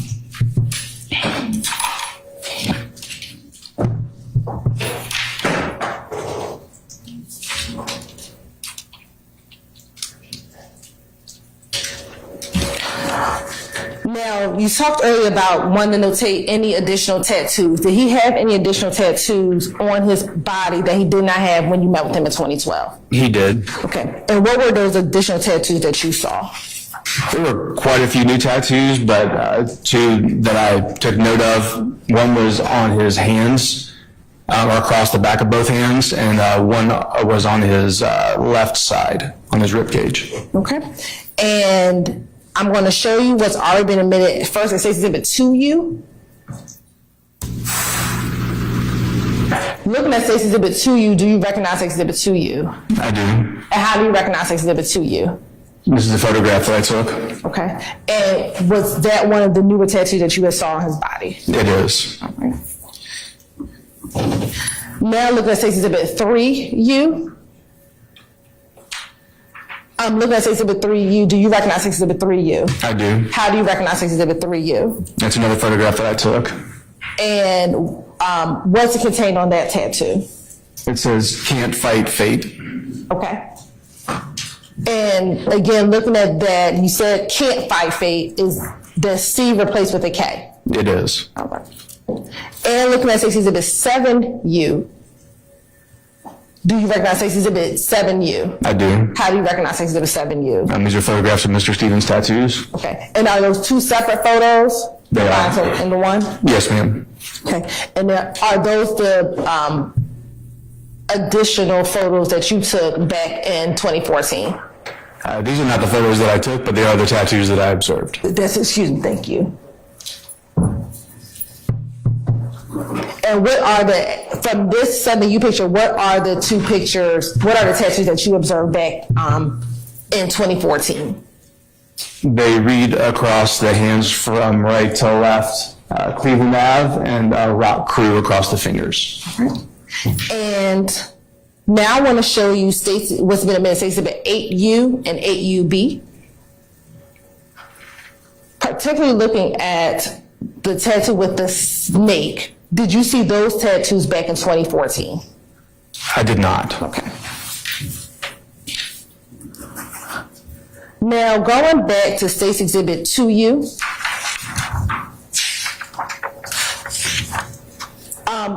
does it appear that Mr. Stevens has on any beads around his neck? He does. During your encounter with him, did he make any notice or mention of those beads? Yeah, the only thing he said about them was that when I asked him if I could take pictures of his tattoos, he said that was fine. He just did not want me to touch his beads. And he was very emphatic about that. Now, during your interaction with Mr. Stevens back in 2012 or in 2014, did he admit any gang membership to you? He did. And what gang did he admit that he was a member of? Yeah, he admitted that he was a member of Rock Crew. Okay. And did he say he was a member of any other gang or associated with any other gang? He did. Overruled. And what gang was that? That was YSL. And what did he tell you that YSL stood for? I asked him about YSL meaning Young Slime Life. And Continue. You may, sir. Thank you, You may. so I asked him about YSL meaning Young Slime Life, and he said that it had meant that, but that they had started saying that it stood for a young, successful lifestyle once Mr. Williams had started achieving some fame. Okay. And when did he give you that explanation? Was that 2012 or 2014? That was in 2014. All right. Now, during your time as an investigator in the gang unit, have you heard of an individual by the name of Jeffrey Williams? I have. And are you aware of any nicknames that he goes by? I am. And what is that? Young Thug. And around what year did you first hear about Mr. Williams? I believe in 2010. Okay. And during that time, were you aware of Mr. Williams was a member of or associated with Rock Crew? I was. Okay. And what was your understanding if he was associated or a member of Rock Crew? I'm sorry, I didn't understand the question. What was your understanding if he was a member or associated with Rock Crew? My understanding was that he was a member of Rock Crew. What about the blood, sex, money murder? Was he a member of or associated with the blood, sex, money murder? Your Honor, I would object Basis. for switching the dual purpose of the witness, violating 702 at this point, and we saw, we discussed last. Okay, so, all right, I understand your objection. Is that it? That is. Okay, all right. Are you still within the purview of stage one? Yes, I'm still on stage one. Overruled, sir. Go ahead. In 2010, no, I was not aware of him. I don't believe at the time being associated with sex, money, murder. Okay. What about later on? About 2012, 2014? Yes, ma'am. All right. And what about Young Slime Life? In 2010, I was not aware of him associating with Young Slime Life. What about 2012, 2014? By 2013, yes, 2013, I would have known that he was associated with YSL. Okay. And during that time, did you learn if Mr. Williams had any social media accounts? I did. What social media accounts were you aware of? He had a Twitter account and a kind of a blogger account. And when you say a blogger account, what do you mean? It was a little different than a social media account. It was more of a running blog. And was that on a certain site? It was, What was that? it was on Tumblr. And for Twitter, did you know what his vanity name was? I did, What was that? and that was Young Thug. And was there any particular vanity name about the Tumblr kind of blogger site? Yes, that was Young Thug World. Okay. And on Mr. Williams' social media accounts, did you observe any kind of Twitter or tweets from his Twitter account? I did. Okay. And in the course of looking at his Twitter account, did you see Mr. Williams make any reference to either his affiliation with the Rock Crew or his affiliation with the Blood, specifically SMM? I did. And did you see any reference to any YSL membership? I did. Okay. And have you had the opportunity to see and look at those tweets and pictures from the Twitter account associated with Young Thug? I have. And during the course of that review, did you see any pictures or anything that associated Mr. Williams with the Young Thug Twitter account? I did.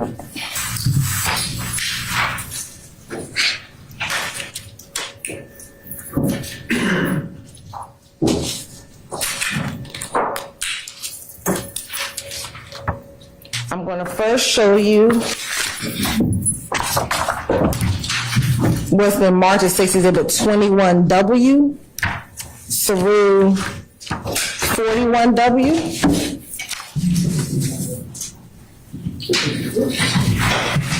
Look at 21W and 40W, which has been previously given to defense counsel, and let me know if you recognize 21W through 40W.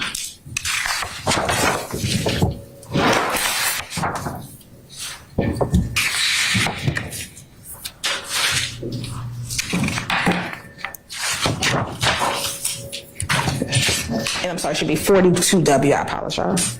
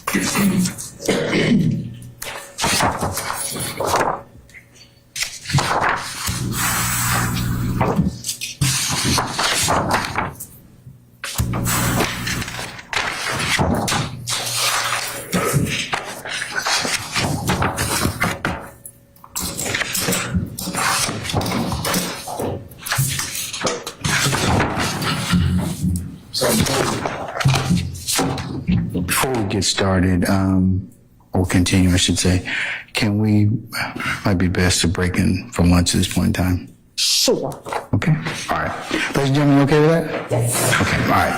All right, so, ladies and gentlemen, go ahead and recess for lunch. The time is almost, say, 12:35. If you all could come back at 1:45, and then once all of you are assembled, we'll go ahead and we'll resume with our examination of our witness, okay? All right, so 1:45, remember my admonitions I've given you, okay? Enjoy your lunch. All rise.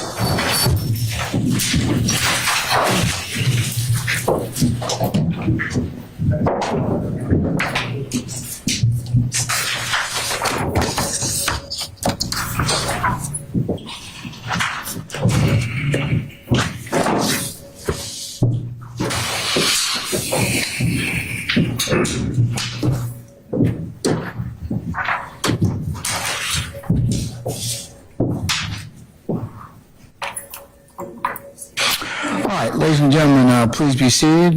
Detective Belnap will go ahead and excuse you for lunch as well, sir. You come back at 1:45, please. Thank you, sir. I'll discuss testimony and anybody accept returns in this case. All right.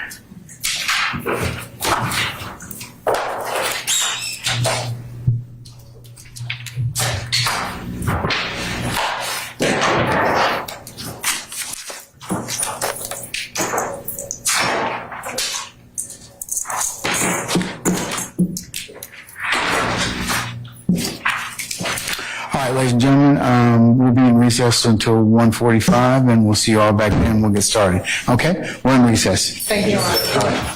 Dino, we got, Dino, pick your name.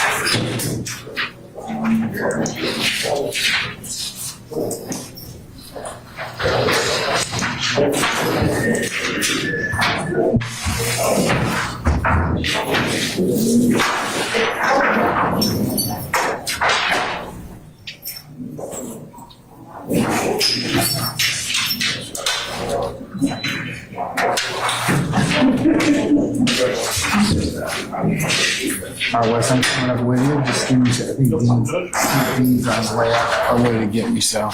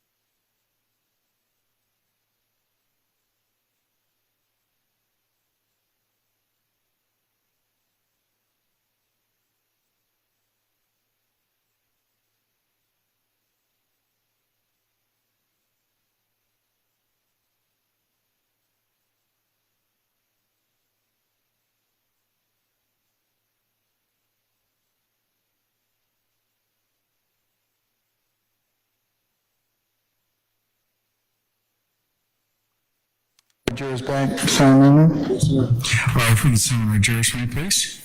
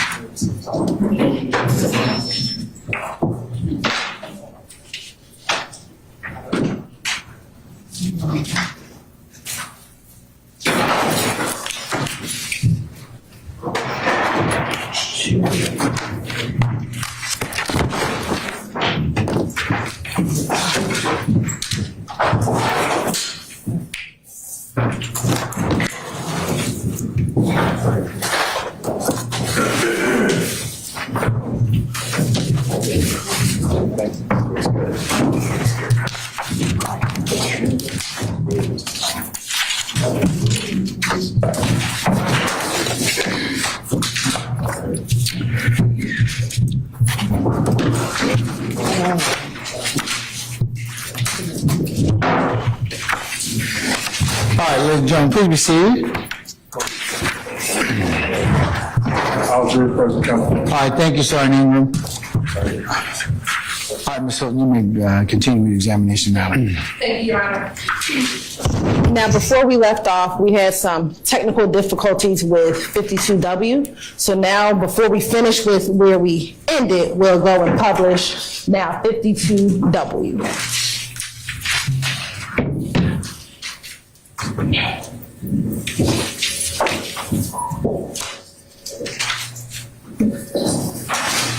Can we get entrance to the Zoom?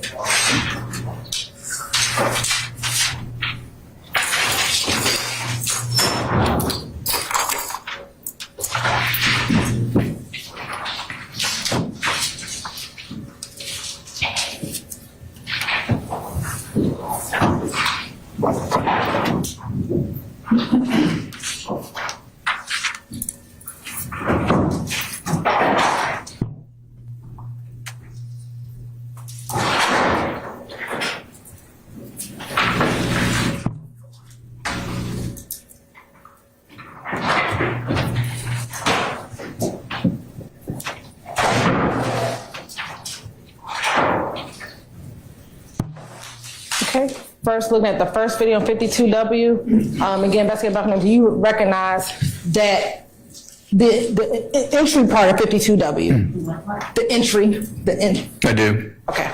All right, go ahead and play.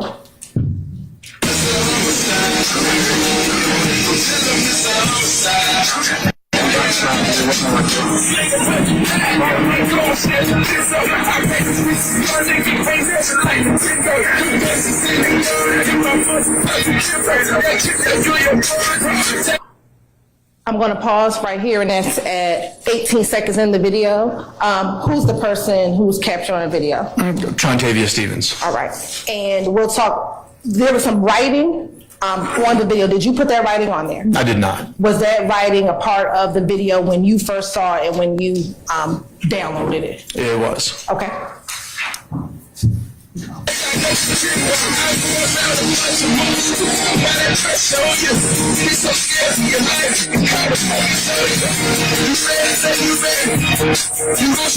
The driver in the car, do you know who that individual is? I do. Who's that? It's Taquantis Grant. Okay. And is he associated with any gang? He is. What gang is that? With the ABG, What's ABG? Atlanta Blood Gang, or anybody get it. Thank you.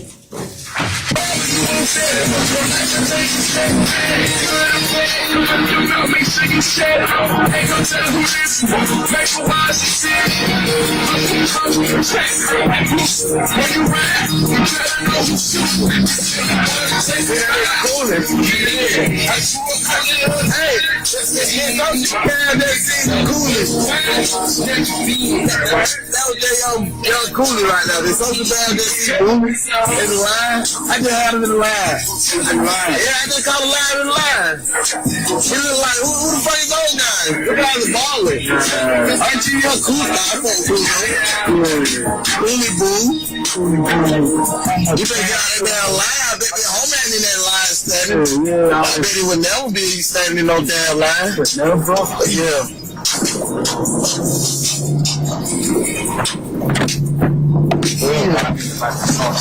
And we just see Cooley standing in line.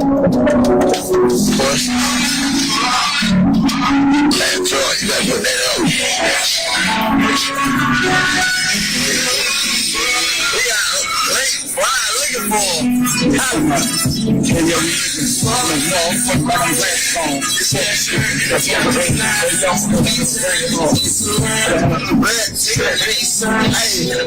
a little red room at? Got the little red push on. Got the red Louis on. That red Gucci on. She got that red OK bag. I got that red OK swag. Me and him black. Me and him black. Yes, I'm him black. It's black. Black, nigga. That's enough of the don't get too. Okay.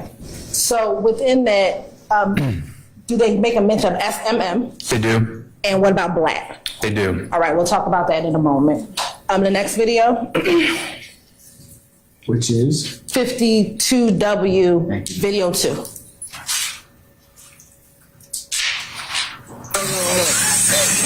Nigga don't know about that. Hey, man.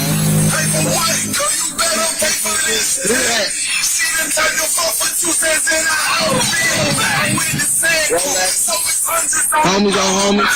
Hey, homies. What it be like?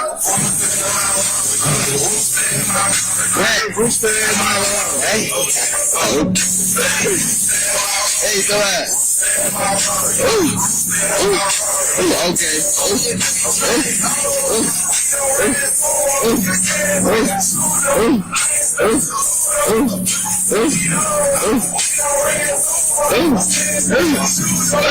And we're going to pause at 42 seconds.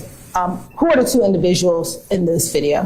Travius Stevens and, excuse me, Jamonta Smith. And with Jamonta Smith, is he affiliated with either SMM, Rock Crew, or YSL? He's affiliated with Rock Crew and S&M. Okay, thank you.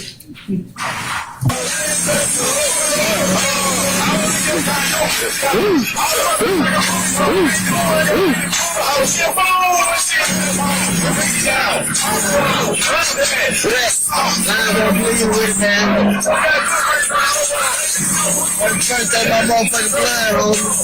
Black. Maybe. If it's black, they niggas say black. Real niggas say black, blood niggas say black. I'm trying to catch up a little bro. Hold on.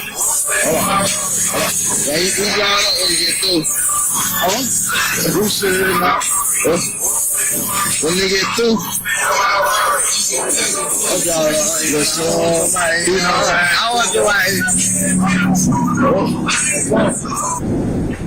And within 52W, the second video, do you hear the word black as well inside that video? I do.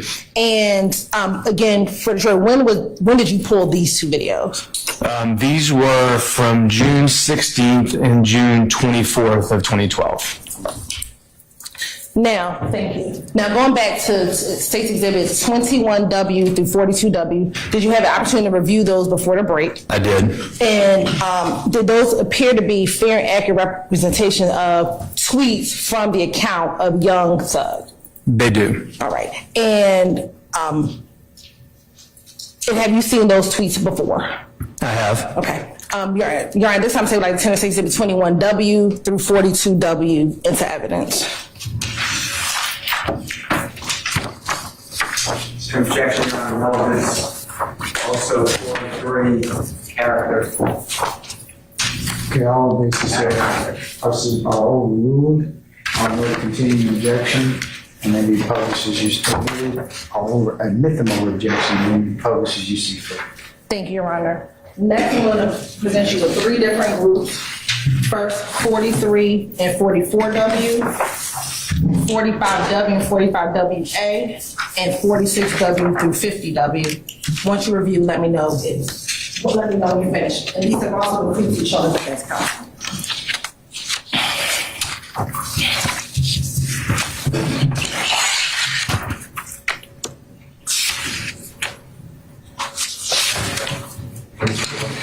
Um, 43 through 50W. You're welcome.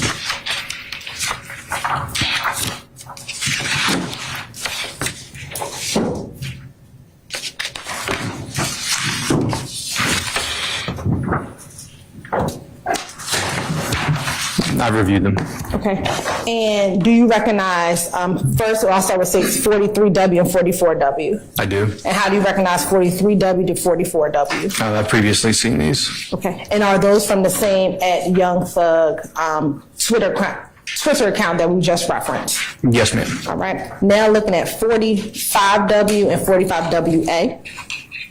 How do you recognize 45W and 45WA? I've previously seen these. Okay, and are those from the same Twitter account that we've referenced before belong to Young Thug? They are. And then last, 46W through 50W, do you recognize those exhibits? I do. And how do you recognize those exhibits? I've also previously seen these.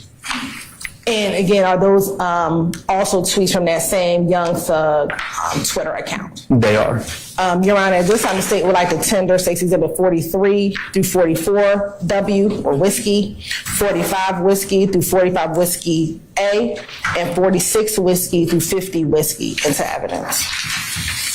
I said the same continuing objection to dismiss. You may, sir. Thank you, sir. Okay. Now, next, are you? Oh, sorry.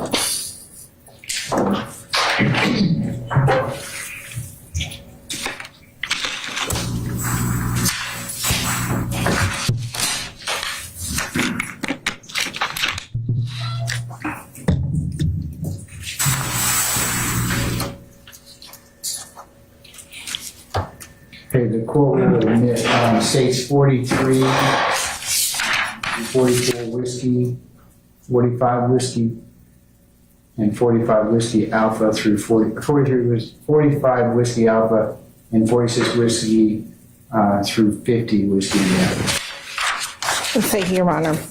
And then it publishes you see fit. Thank you. And I'll still mark it continuing objection. I didn't hear the last. I said I'll mark. I said I will note that there's a continuing objection as to the aforementioned exhibits the court's just admitted. Now, are you aware if Mr. Williams had an Instagram social media account? I am. And are you familiar with his vanity name was on Instagram? I am. And what was his vanity name? So the handle is Thugger1. And have you seen images of Mr. Williams from his social media account? I have. And have you had the opportunity to see Instagram returns from that Thugger1 social media account? I have. And have you seen Instagram both posts from both the public site as well as from the search warrant return? Yes, ma'am. Permission to approach? You may. Investigator Mark Belnap, I'm showing you what's been marked as 56W. How many of you recognize 56W? I do. How do you recognize State's Exhibit 56W? This is a photograph I've previously seen. Okay. And where did you previously see that? This was in the Instagram search warrant return. Okay. And does that appear to be a fair and accurate depiction of an image that you've seen from the Thugger1 Instagram search warrant return? It is. Your Honor, at this time, the state would like to tender State's Exhibit 56W into evidence. All right, any further objections to 56 whiskey? Same objection, sir. All right, so I'll admit it over objection, continuing objection. You may be published as you see fit. Thank you, Your Honor.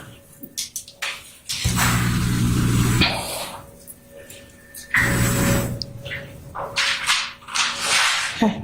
Now showing you what's been admitted as 56W. Tell the jury what we're looking at is 56W. It's a photograph of Mr. Williams and Kenneth Copeland. Okay. And what is the date that the image was taken? On November 3rd of 2014. Okay. And when you go down, is there a text? There is. And what does the text say? It mentions an account at Woody372, and it says, "Are loved by me, photo by at MPA Duke 1." And do you know the Instagram handle? Are you familiar with the Instagram handle Woody372? I am. And how are you familiar with that Instagram handle? That belongs to Kenneth Copeland. And are you familiar with the Instagram handle of MPA Duke 1? I am. How are you familiar with that Instagram handle? That belongs to Martinez Arnold. Okay.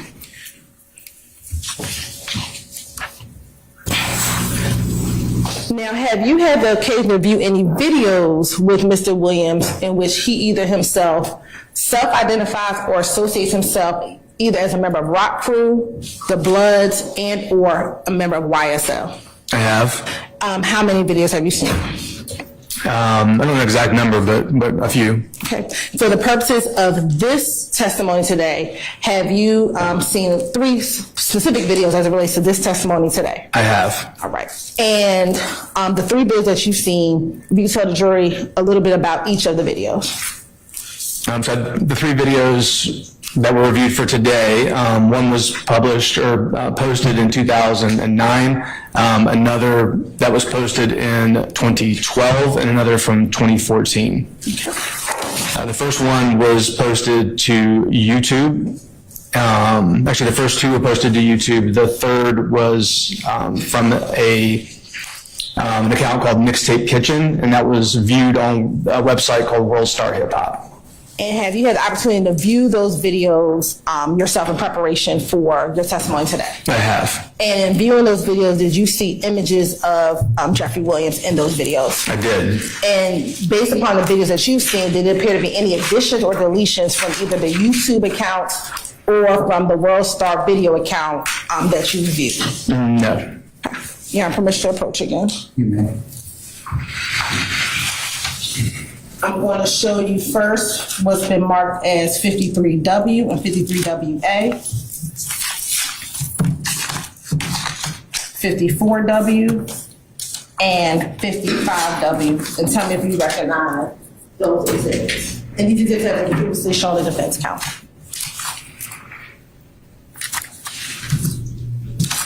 I do. And how do you, first let's start with 53W. How do you recognize this exhibit 53W? I've previously initialed this disc after reviewing the video that's on it. And then what about 54W?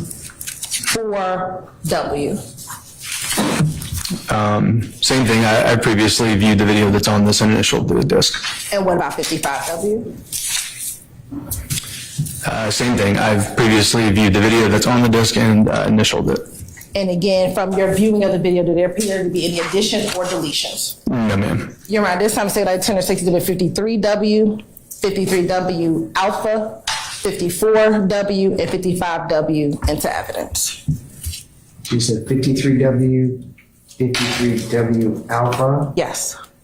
What else? 54W and 55W.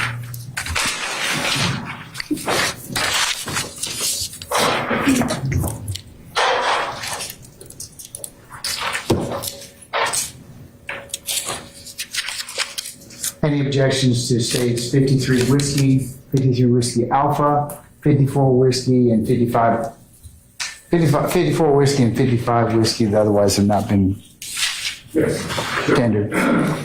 They were not, What's your objection, sir? they were not a part of the original objections that we made. The objections were exactly the same. They just weren't able Would you like me to adopt them, or? to do that. Okay, I'll adopt those, and it'll be a continuing objection. Any further objection? 40344A count. Okay, overruled. I'll note, I'll make it a continuing objection. I'll admit them over to objection, they may be published as you see fit. States 53 whiskey, 53 whiskey alpha, 54 whiskey, and 55 whiskey. Thank you, Your Honor. And at this time, phase 1 is concluded. All right? Ladies and gentlemen, we're going to take just maybe about 5-10 minutes, and then we'll come back and we'll continue at this point in time, okay? All right, so with that, ladies and gentlemen, we're going to recess about 10 minutes, all right? All rise.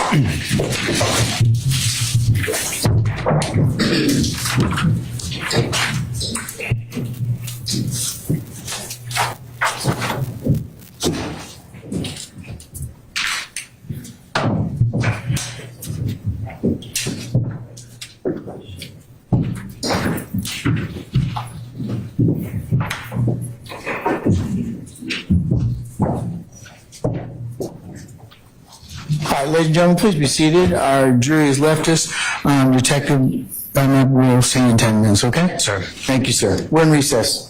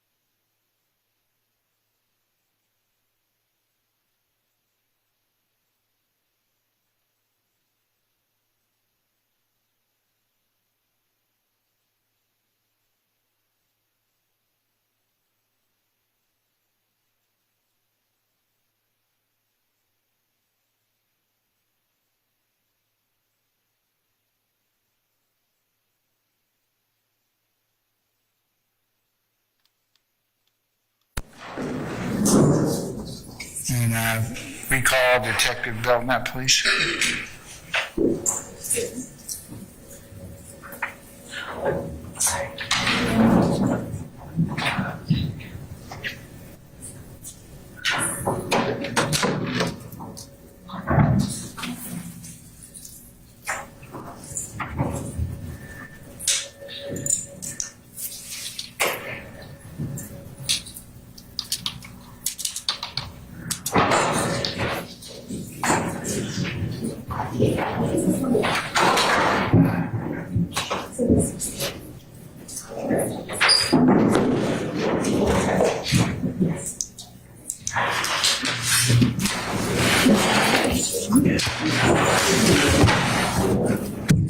All right, so some of our jurors, please.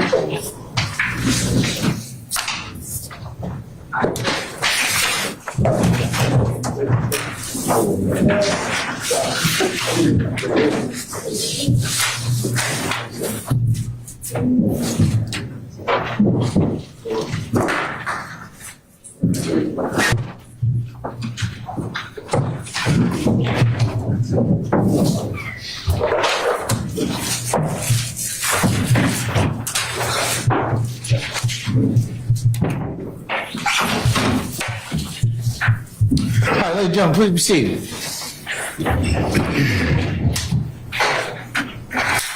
All right, thank you, Sergeant Ingram. All right, Ms. Hilton, you may continue your examination. Thank you, Your Honor. So Investigator Belknap, when you came in November, you testified very generally as an expert to general concepts within gang investigation. Now I want to talk to you specifically about Rock Crew and YSL, okay? Yes, ma'am.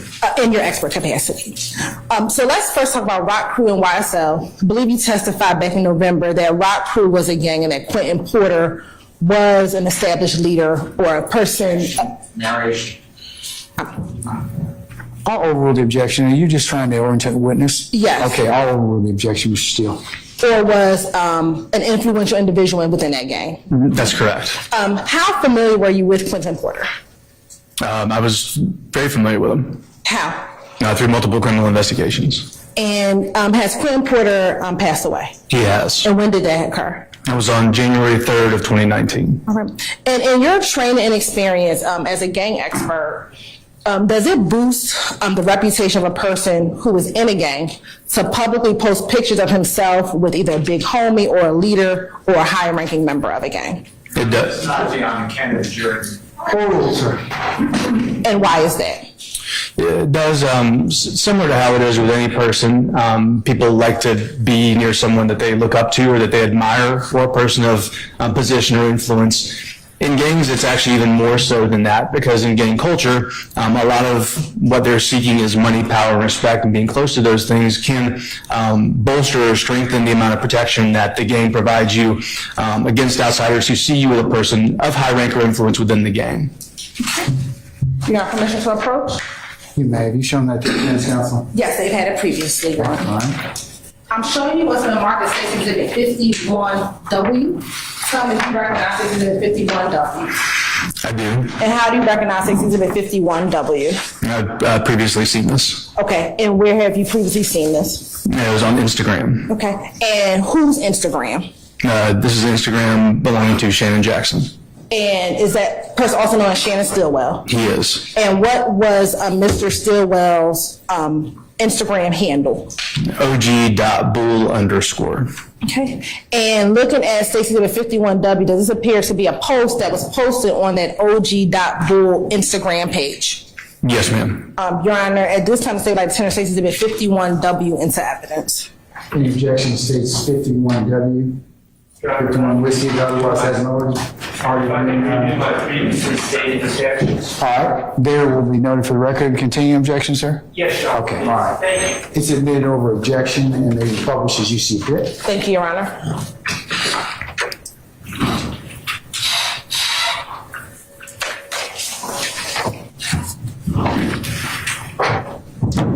Looking at State's Exhibit 51W, is that the Instagram post or Instagram page of OG.Bull? Yes, it is. And what is the date that this picture was posted? December 31st of 2019. And is there a caption on this picture? There is. And what is the caption? It says, "Long live Boo, hashtag Happy New Year." And is there an image? There is. And what is contained in that image? There's a photograph of Quentin Porter on the left with Shannon Jackson on the right. All right. Now, we talked earlier about Mr. Williams being a part of Rock Crew. I'm going to publish to you now what has been already admitted as 54W.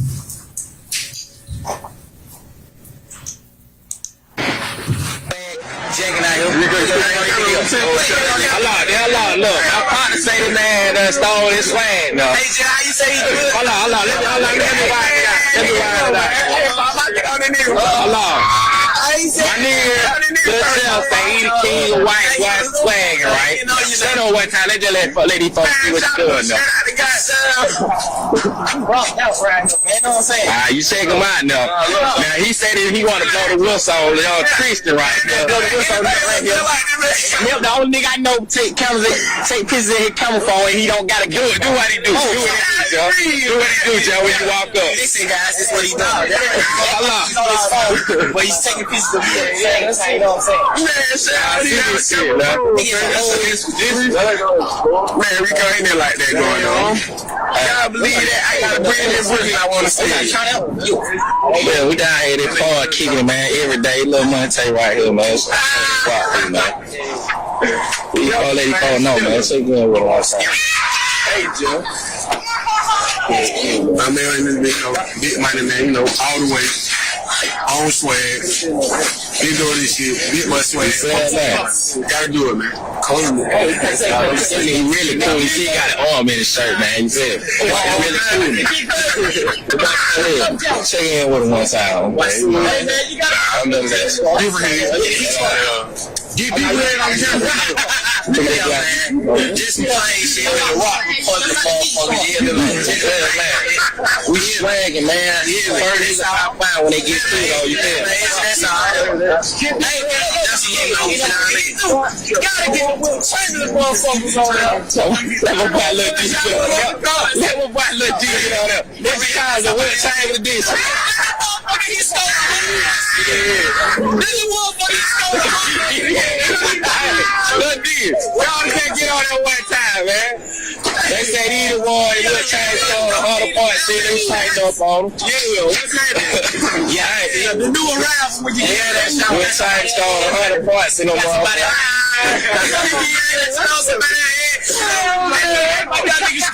You went ball with his, so you know, I was gonna fuck that little kid right quick.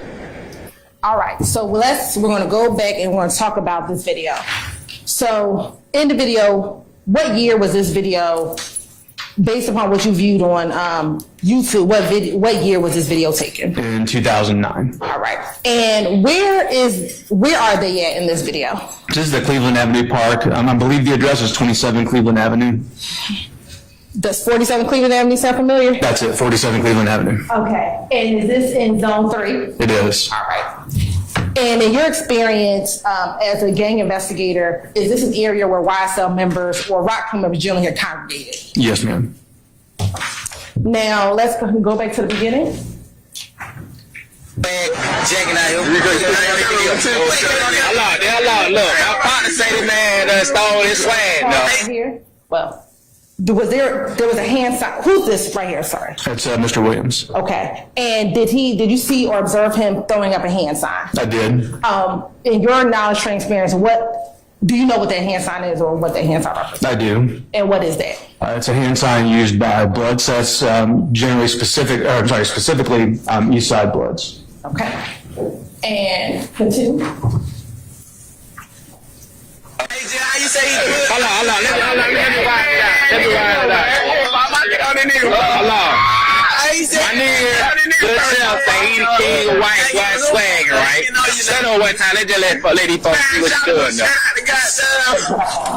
Well, that's right, man. Know what I'm saying? You check a bag, checking out your. Hold on, look. My partner say the man stole his swag, no. Hey, Jay, how you say he good? Let me ride it out. My nigga, good self, say he the king of white swag, right? Shut up one time, let just let these folks see what you doing now.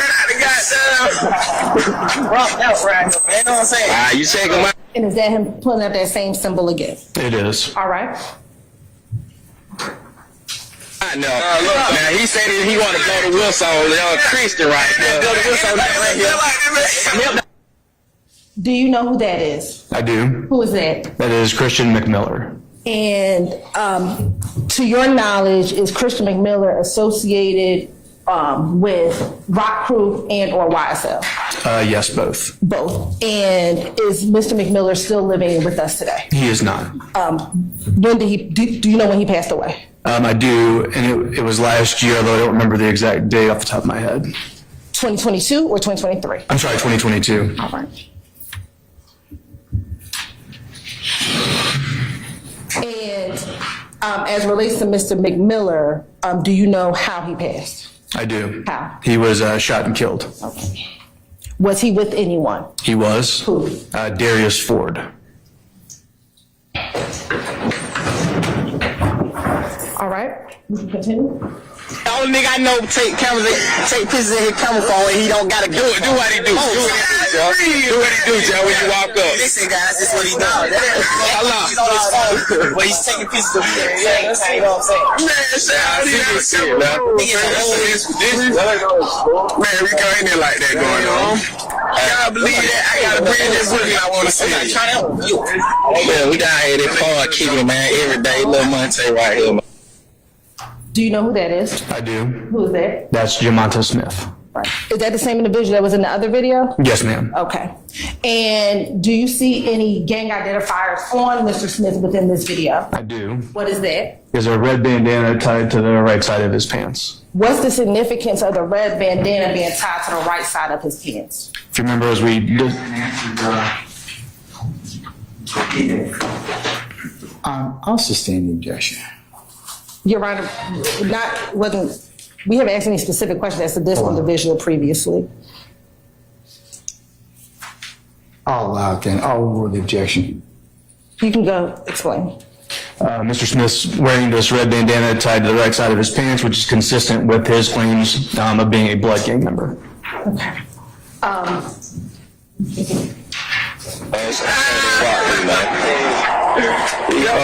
No, man. Say good with us. Hey, Joe. I mean, big money, man, you know, all the way. On swag. You doing this shit. Big much swag. Really cool. You said it. Stay in with him one time. Hey, man, you got to get it on camera. Just plain shit. Rock Republic motherfuckers. Yeah, man. We swagging, man. Yeah, it's a top pound when they get through, though. You feel? That's all. That's a little you gotta get it. We're going to stop right here. The young man with the hoodie on his head, do you know who that is? I do. Who is that? That's Quindarius Zachary. Right.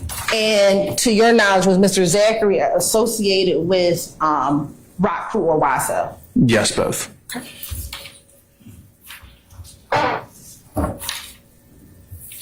And there's some other individuals in this video. Are you familiar with any of those other individuals in the video? I am. Okay, how? From previous investigations. Do you know all of their names of the individuals that are in it? I don't. Okay. But so how do you know that they are part of other investigations? Several of them look familiar. One of them, I believe, sitting in the car. Also speculation. I'll stand as the form. That's Mr. And when he Matthews. objects, I'm not That's Mr. Matthews. Objection. Thank you. He's in his expert capacity, can talk about his investigations. You just need to rephrase the question, though. In viewing these videos, have you had encounters within your gang investigation with any investigation involving any of these individuals? I have. Your Honor, relevance, Overrule the objection. character, or I overrule the objection, sir. thank you, Your Honor. I have. Okay, and you were specifically talking about someone on the car. Yeah, I believe that's Rudd Codio, who was a rock crew associate. And again, this video is from back in 2009. It is. All right. Okay.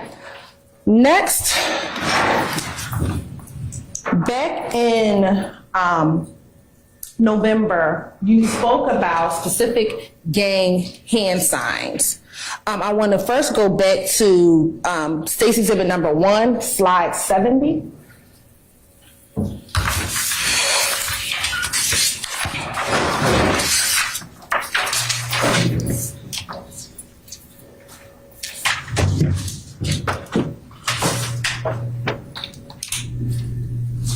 Now, when you came in November, was this a part of your PowerPoint presentation? It was. And did you talk specifically about certain hand signs in which both sex, money, murder, as well as YSL individuals do?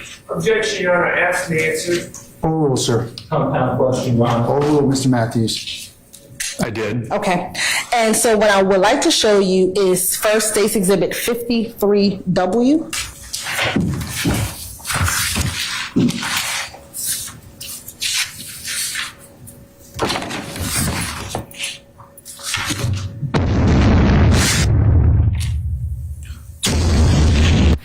So pause right here. First, looking at State's Exhibit 53.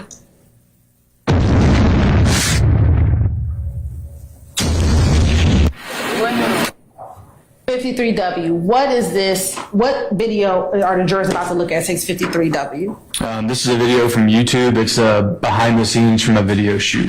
Okay. And who was the individual whose song was it? This is Justin Ushery, who performs under the name Bloody J. Okay. And to your knowledge, transparent, was Bloody J or Justin Ushery a member of ABG? Yes, And is that Atlanta Blood Gang? it is. All right. And is this him on the cover of the initial cover of the video? Yes, it is. Okay. I want to direct your attention to the tattoo on his face. As a gang investigator, is there any significance of that particular type of tattoo on his face? He has a Boston Red Sox logo tattooed below his right eye. And as we've previously discussed, blood gang members will often tattoo this logo, and they associate their gang identifiers with the right side of their body. So it may be tattooed in a prominent place on the right side of the body. Okay. So I want to go to some key portions of the video. So first I want to go to 1 minute and 12 seconds within the video.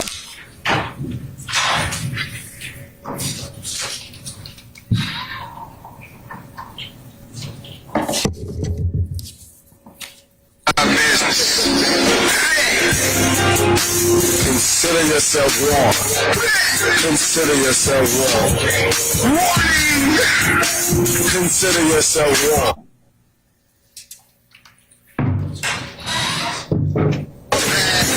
Consider yourself wrong. Oh, yes! Are you serious, nigga? I'm already, man. Pause right here first. Your Honor, I'm going to object. Cases. I'm sorry?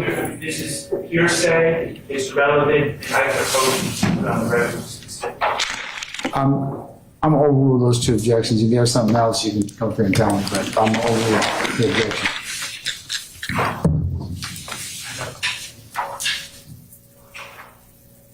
May I approach?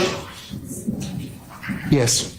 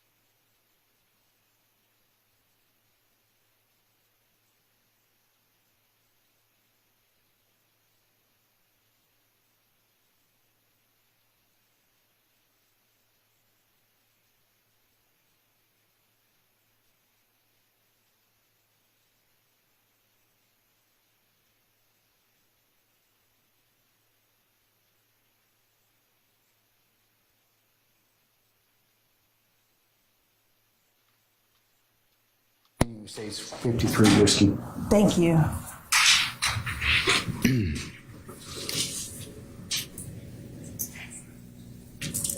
Okay, so pausing right here, what, if anything, do we see Mr. Usury Bloody J doing in this freeze frame right here? Mr. Usher is throwing that B hand sign that the Bloods use with both hands. Okay, and we can fast forward to 1 minute and 47 seconds. I'm going to pause. Who is this individual? That is Micah Anderson. Okay, and does he have another name in which he goes by? He does. And what is that? Ola Playa. And is there any significance regarding the Ola Playa? That's a term for rank or position within sex, money, murder. All right. And is he holding up any gang signs? He is. And what are the gang signs that he's holding up right here? This is the 2 guns hand sign for sex, money, murder. All right. I'm going to go to 2 minutes and 1 second.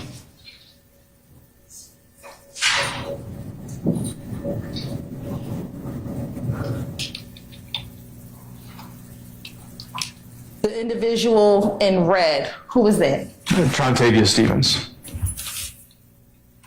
And we're going to actually play from 2 minutes and 1 second to 2 minutes and 25 seconds.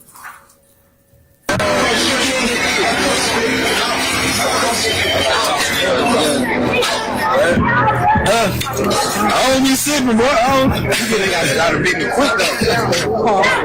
though. The individual in the blue cap, do you know who that is? I do. Who is that? It's Mr. Williams. And what is Mr. Williams wearing? He's wearing a white and red shirt and a blue baseball hat. All right.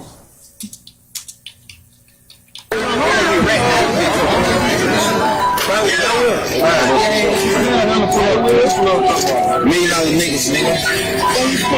We real $1 million. $1 million bloods, $1 million goons, shit. 5 times.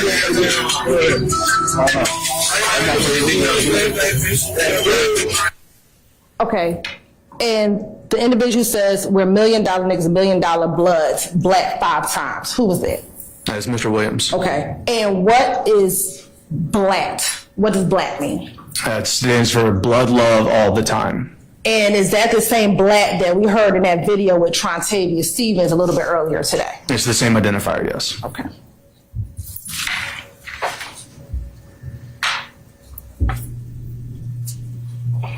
If we can play from 225 to 250. $1 million niggas, nigga. We real $1 million. $1 million bloods, $1 million goons, shit. 5 times.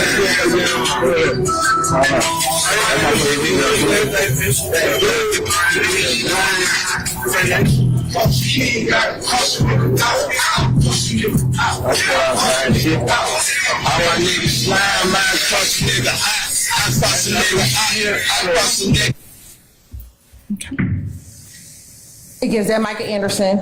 It is. All right. And do you hear them in the song talk about slime? I did. All right.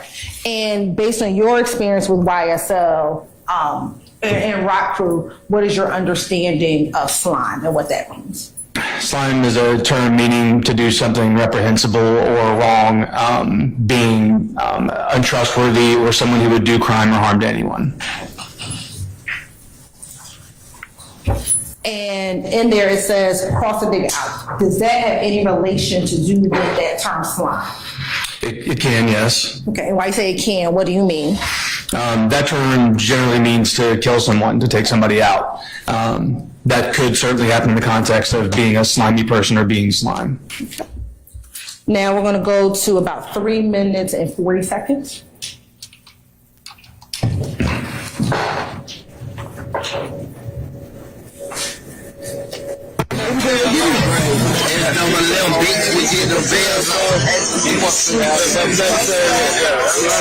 Count money till I crash out. Just crash out. The term, that's what they mad about. Slam, man, cross a nigga eyes. My life full of good pain. In that section, in that series, did you see any gang identifiers within that series? I did. And what did you see? The very beginning of it, Mr. Williams throws a hand sign. It's a C and a K for Crip Killer.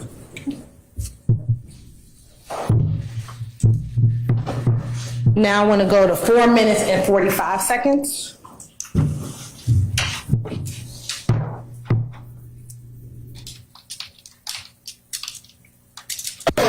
Nigga come up. I cross a nigga.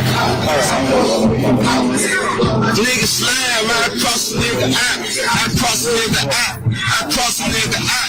Don't nothing beat a double for the truth. Cross a nigga out. Cross a nigga out. Hey, I cross a nigga out. I cross a nigga out. Truthful. No tic-tac-toe. No love for these niggas. No S's and O's. Yes on the O's. Anybody get it? So you know how that goes. For the cashes to go.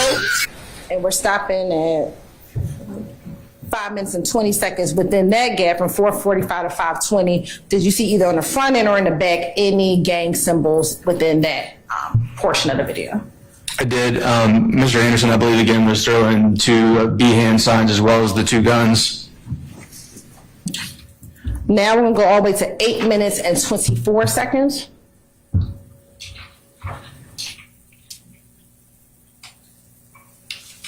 Oh, excuse me. Let me go back. I'm sorry, to 6 minutes and 6 seconds.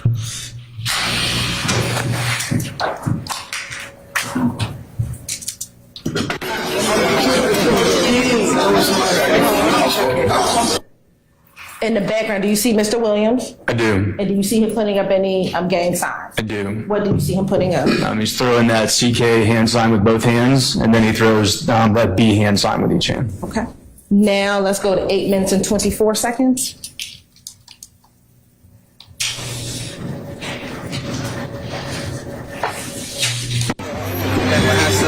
Bitch, you know what that mean? Turn up, though. Ain't nothing much on like. Big real, nigga. Tell them what it is, A1 ABG, A1 FBG, A1 ROB, bitch, you know what So let's. Okay, so he said A1 ABF, A1 AFB, and ROB. Does that have any significance to you as a gang investigator? So I believe he actually says A1 ABG, A1 FBG, and A1 ROB. Okay. So ABG would be Anybody Get It or Atlanta Blood Gang. FBG is for Free Band Gang, and ROB is for Raised On in Cleveland. But again, as they started associating with the Bloods, they stopped using the letter C in their initials and replaced it with a B. Right. Now going to, if we're not there, 8 minutes and 52 seconds.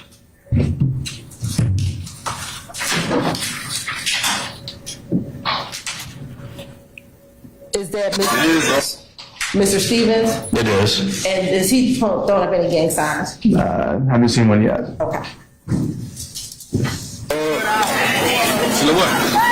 Oh, motherfucker, hood, nigga.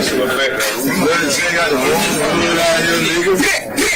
Let us check out the whole hood out here, nigga. Free Mason Ground, nigga. Free BT, nigga. Yeah. Yeah. What the song there, Jay? You shot like Ola.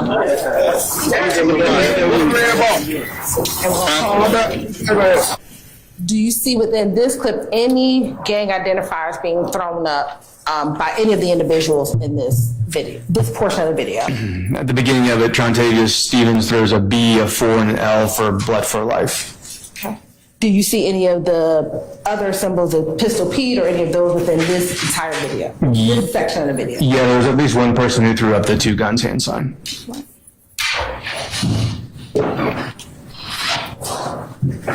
Now I want to go to 11 minutes and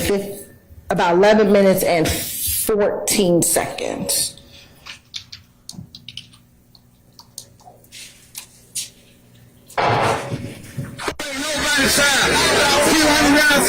Go back.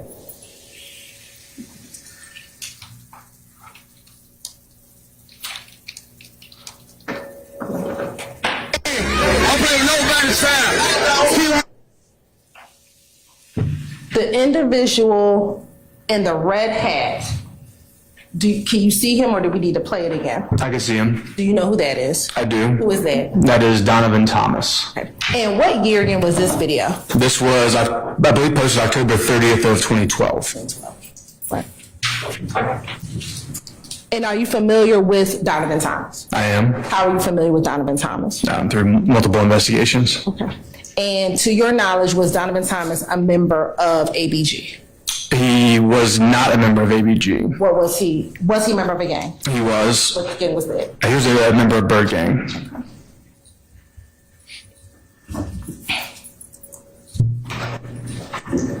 All right, I want to go to 11 minutes and 50 seconds.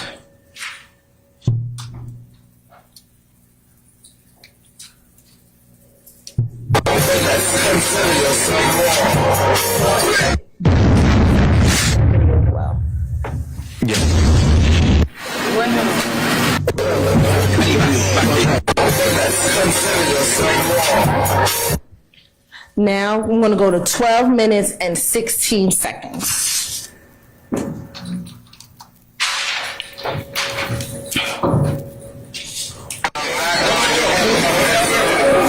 Let it shit out of hell, man. Let it jam. Let it boy.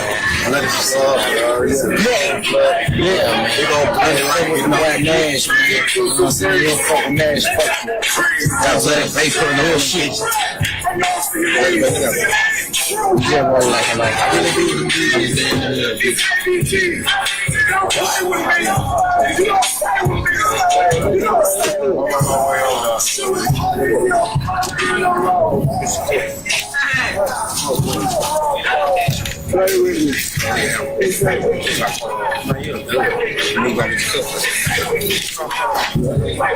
We'll pause.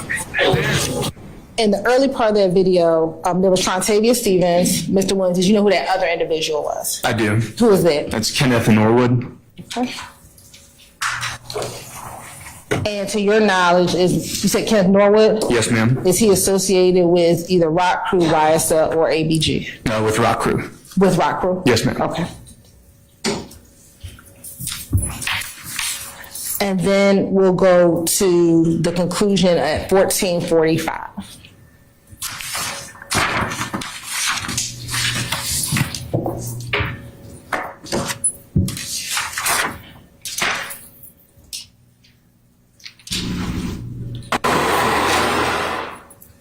Now, is this usually just the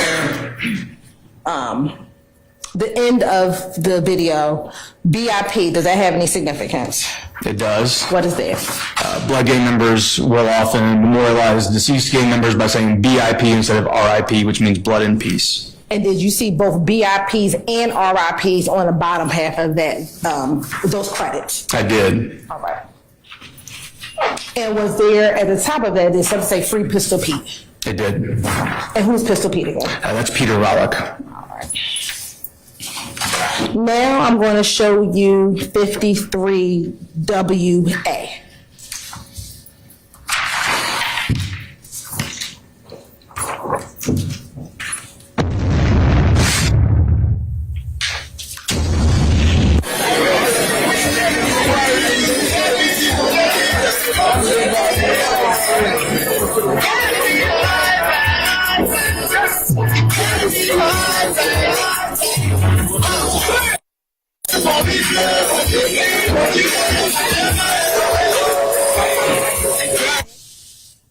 Did you see Mr. Williams putting up any gang identifiers or gang signs within that first few seconds of the video? I did. And what was he doing? He was throwing the Bs again, the two guns, and he also threw a 5-point star. Now, I want to fast forward to 1 minute and 30 seconds.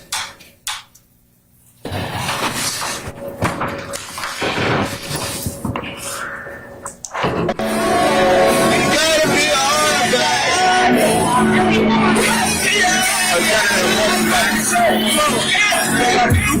King Slide. You don't know that nigga. Can't trust that nigga. In that particular portion at 1:30, do you see Mr. Williams throwing up any gang signs? I did. And what did he throw up? He threw up the 2 guns again. All right. And now we're gonna go to 2 minutes and 9 seconds.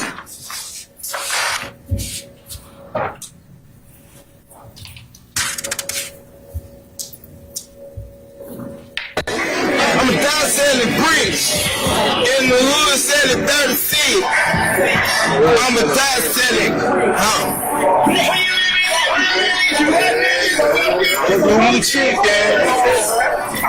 That'll be hard, bro. It gotta be hard. These niggas on their blood, but they can't because they got it out of their Hey, yo, pull up. Within that portion of it, do you see Mr. Williams putting up any gang signs? I did. And what did he put up? It looked like he threw the CK again at first, then the B, and then the 2 guns again.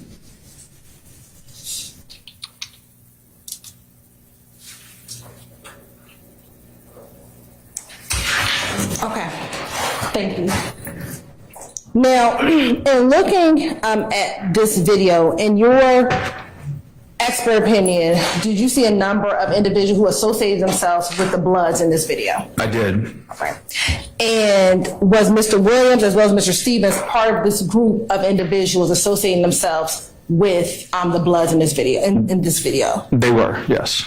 now, in your knowledge, training, and experience, could someone who was false claiming to be a Blood be able to be in the presence of all these other Bloods and still be able to throw up symbols and throw up hand signs? No, they would not. Why is that? Gang membership, like membership in many organizations, is an important thing. It's very valuable to the members themselves, and so they certainly enforce who's allowed to claim membership or association with that gang, ensuring that they've actually met the criteria and have gained admittance through the members. In gang world, someone false claiming would be subject to likely immediate and physical harm or violence for false claiming the gang. Okay. Now I want to look at, or publish for you now, State's Exhibit 55W.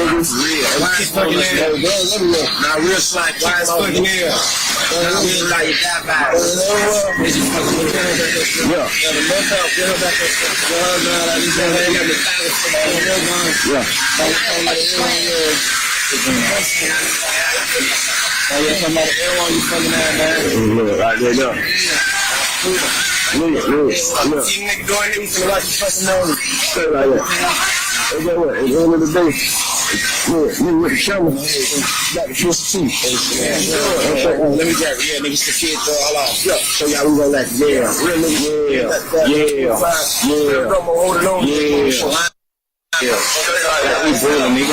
Don't do it. Ain't slime, you not my fucking kind, nigga. Yeah. Slime love all the fucking time. It's just fucking good. Young successful lifestyle, bitch. Yeah. What you doing? Straight like that, bro.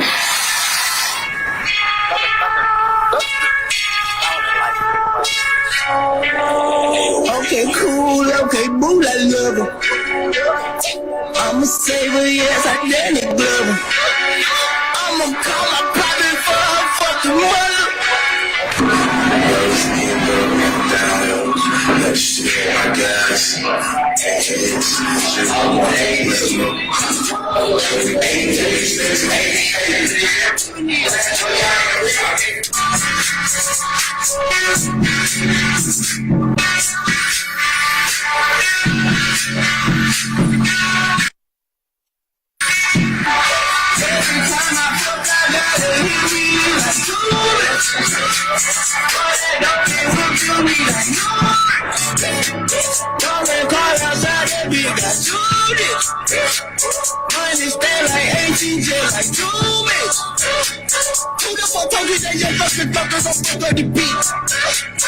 guess it's causing I thought runners and all of them kids.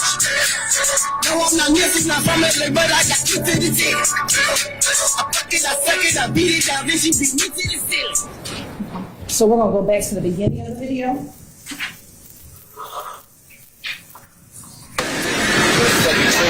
Right here. Do you know, are you familiar with any of those three individuals, portion of the video? I am. Okay, who? On the left is John Young. In the middle, I believe that's Marcel Mayfield, and on the right is Fremando Crenshaw. Okay. And to your knowledge and with your investigation, are these three individuals associated with YSL? Yes. And is that Young Slime Life? Yes, ma'am. And is that YSL the gang? It is. All right.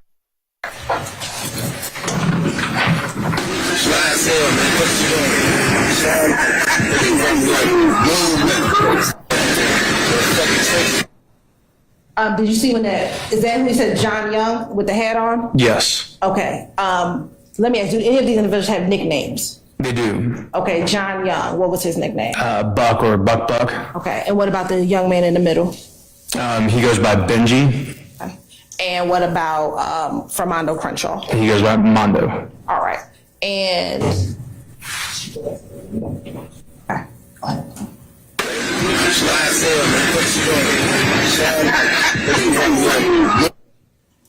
do you see what's John Young?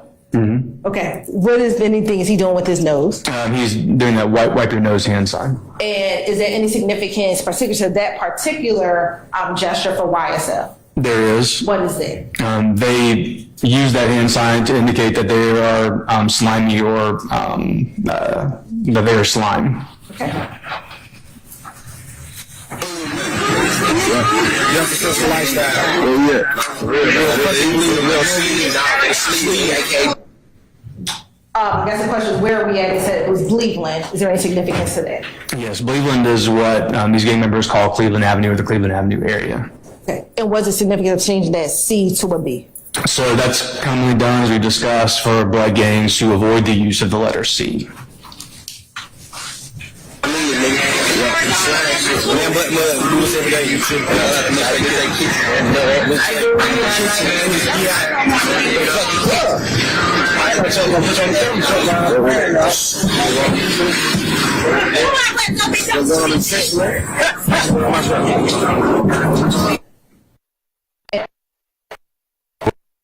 And did you put on there, where's my strap? No, ma'am. Okay, was that on the video itself? It was.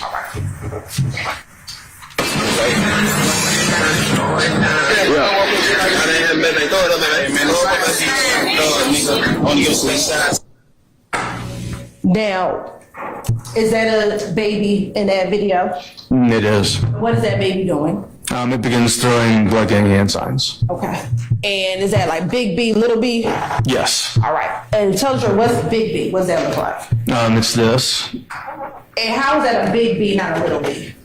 This is a capital B, so it has the two loops here for the B. And then what was the other sign that the baby was throwing up? It's like this for the lowercase b. All right.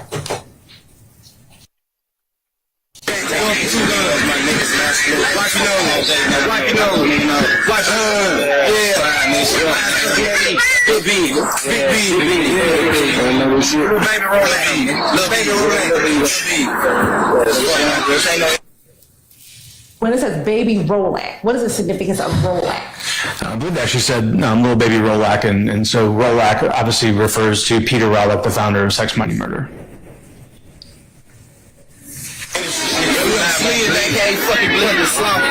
You gonna pause?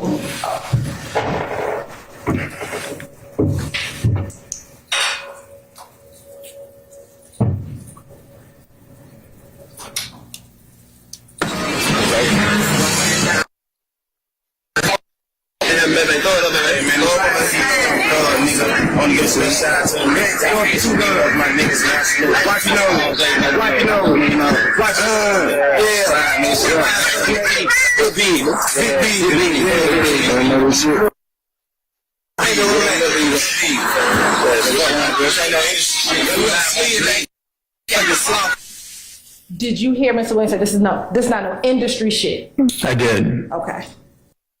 Keep playing. Right now the treasure keep pushing. Like you keep stealing over shit, nigga. Cause you fucking good. Oh, so I'm really not playing. Like that step up, you shit on me.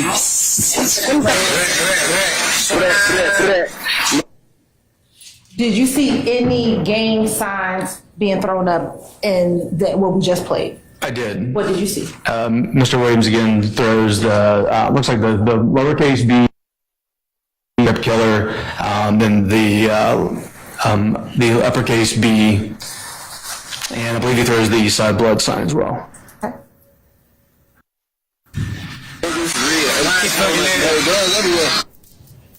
And is that Mr. Williams throwing up gang hand signs? Yes. Is that a terminology called when they throw up multiple gang hand signs at one time? It's called stacking.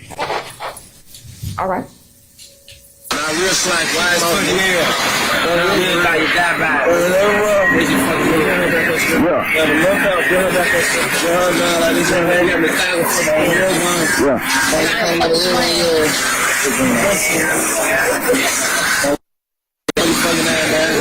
Right there, look. Look. See nigga doing it, you finna watch you fucking on it. Straight like that. Hey, go what? At the end of the day, nigga with the camera, got the pussy too. Niggas the kid though, hold on. Yeah, so y'all we go like, real niggas, yeah. When Mr. Williams takes the camera and says, show you what Rolacking, what if any significance does that have to you? I'm under Sex, Money, Murder. All right. Yeah. Come on, hold it on. Yeah. We brilliant, nigga. Yeah. Ain't slime, you not my fucking kind, nigga. Yeah. Slime, love all the fucking time. Fucking good. Young successful lifestyle, bitch. Yeah. What you doing? Straight like that, Now, did you hear when they, the number that says slime love all the time? I did. Do you see that commonly with YSL gang members? I do. And do you see that as slat when you see it with YSL gang members? Yes, ma'am. Now, Mr. Williams earlier in the video said this is no industry. Have you, in your experience as a gang investigator, dealt with individuals who are both gang members as well as artists or musical artists? I have. And in your experience with individuals who are both gang members and musical artists, have you had the experience where they try to distinguish themselves and not want to be labeled as a studio gangster? I have. Okay, and how does that normally come about in your experience? It can come about in a number of different ways, but usually the person will try to emphasize the fact that they are a gang member first. A rapper is not their identity. Their identity is gang membership. And so when Mr. Williams said this ain't no industry shit, is that consistent with what you've seen those who are gang members and artists say to show that they're really gang member artists? Question. I'll send the questions to form. You can rephrase it. In your experience, that those individuals who are gang members and also artists try to distinguish themselves. Yes, ma'am. With Mr. Williams saying this ain't no industry, is that a way that individuals try to distinguish themselves between being really a gang member first and an artist second? It is. I overrule the objection. That was Ms. Westmoreland. And in this video, does he leave from being, I guess, outside going into the studio? He does.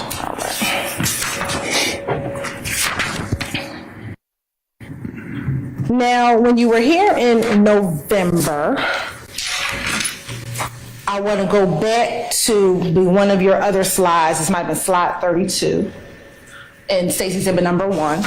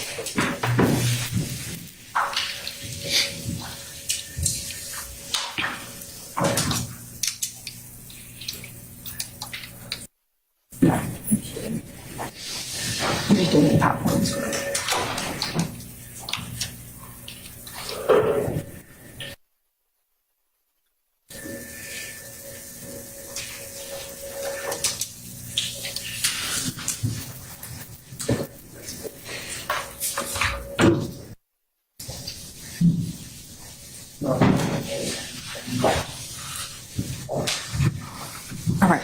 And again, what was the hand sign for the again? The YSL hand sign. Your Honor, you can cover this. What's the basis of the objection, sir? That's cumulative ask and answer. I'll overrule the objection. The hand sign is made like this.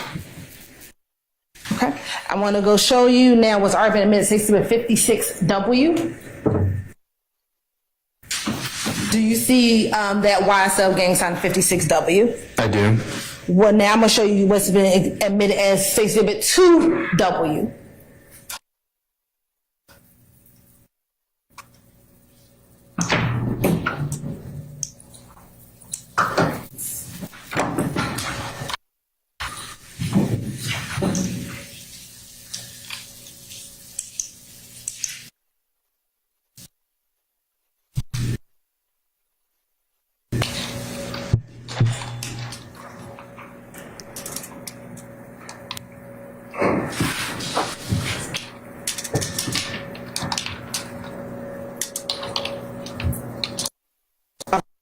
See that same YSL hand sign says exhibit 2W. I do. Okay. Next, looking at 3W. What, if anything, what hand sign is in 3W? So that is the hand sign for the 9 Trey Gangster Bloods. Peter Roll My Lifestyle. What does that mean? So Peter Roll is a term within 9 Trey for killing someone. Looking at 17W. Do you see that same YSL hand sign? I do. And as a gang investigator, the fact that his Facebook account, this is Christian Effinger, is titled YSL Brisk, what, if any, significance as an investigator? So first, gang members will often use their social media name, associating themselves with their gang and making that part of their identity. His name is Christian. He's shortened that to Chris, but of course he's replaced the letter C with the letter B to call it Briss, as a respect for the Bloods and a disrespect to the Crips. Now, we're going to look at particular tattoos. Now, back in November, we talked about specific tattoos that YSL gang members may have. We're going to look at the next. And we're going to look at 13W.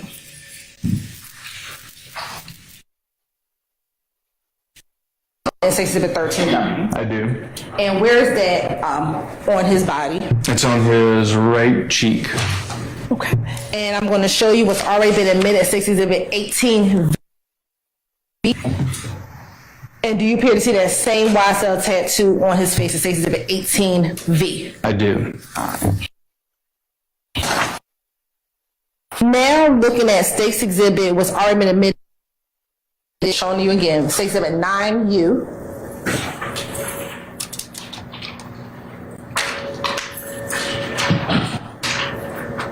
Now, looking at State's Exhibit 9U, so you're familiar with that as being a tattoo on Travius Stevens. I am. What, if any, significance is that tattoo specifically, any significance of that tattoo? So East Coast blood sets that are associated with UBN or the United Blood Nation often represent their gang using the number 5 or a 5-point star. The gang also represents itself through the use of the color red. Oh, sir. As well as the letter B. So we see those three things combined here into this tattoo. All right. Now looking at State's Exhibit 2U.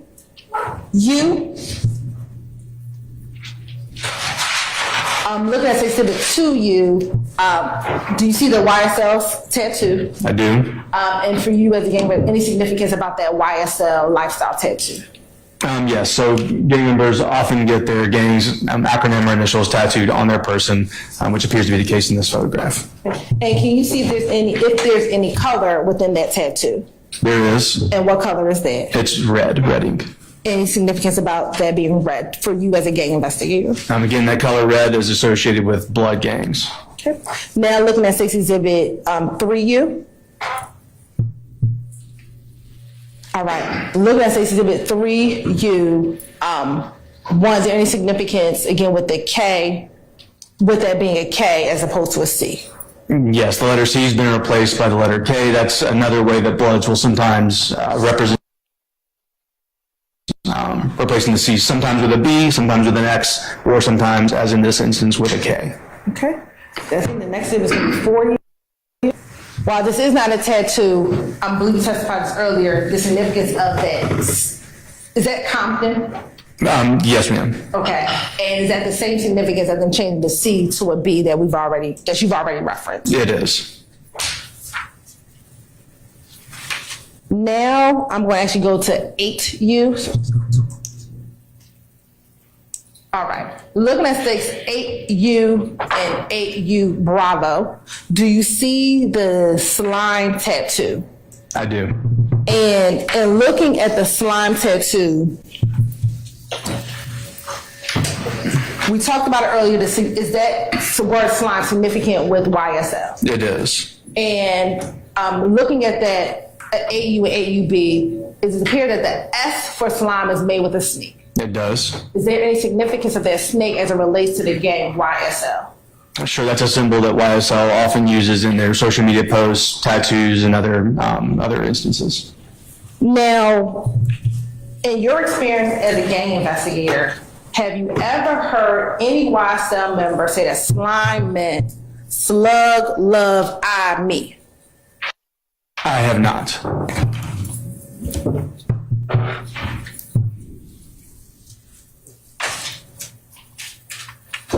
And at this point, in your experience, about how many YSL members have you spoken with, interviewed, over the course of investigating YSL? I would say several dozen. Okay. And none of those said that slime means slug, love, I, me. I stand objection to confrontation. You can stand up when you object, I don't know. That was Mr. Matthews first, and that's the confrontation.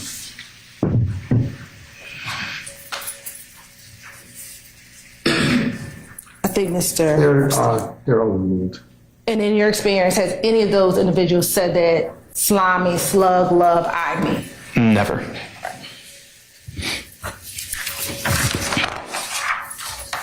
Now I'm going to show you what's already been admitted as Defense Exhibit 35.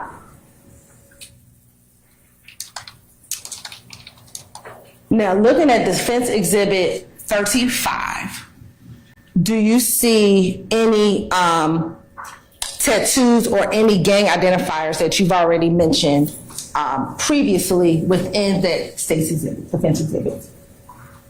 Yes, I believe that there's a Boston Red Sox B tattoo on the front of the right shoulder. And we're going to zoom in. Do you see that Boston Red B? I do. Okay. And if you want to stand up, or there's a stick at the top of the whiteboard. If you can point to where that Boston B is. It's right here. And in that picture, that's similar to the Boston B that we saw a few moments ago on the cover of that ABG video with Bloody Jack. It is. That would be leading, if you don't mind. I don't like the commentary, but I'll sustain the objection. Do you recall seeing the picture earlier with Bloody J? I do. And do you recall Mr. Bloody J? Do you recall Bloody J having a B on his face? I do. And is this tattoo on Defense Exhibit 35 similar to or consistent with that same picture that was in that picture with Bloody J? It is. Right. And is that Boston B a blood identifier? Yes, ma'am, it is. I'm going to also show you what's been previously admitted before. Looking at Defense Exhibit 34, are you able to see the tattoo that is on Mr. Williams' finger? I am. Okay. And what is on his finger? It says slat. Okay. And you're on permission to approach? You may now. I'm going to show you what's been marked as Exhibit 57W. Do you recognize Exhibit 57W? I do. How do you recognize Exhibit 57W? I have previously seen this photograph. It's photograph. It was on the internet.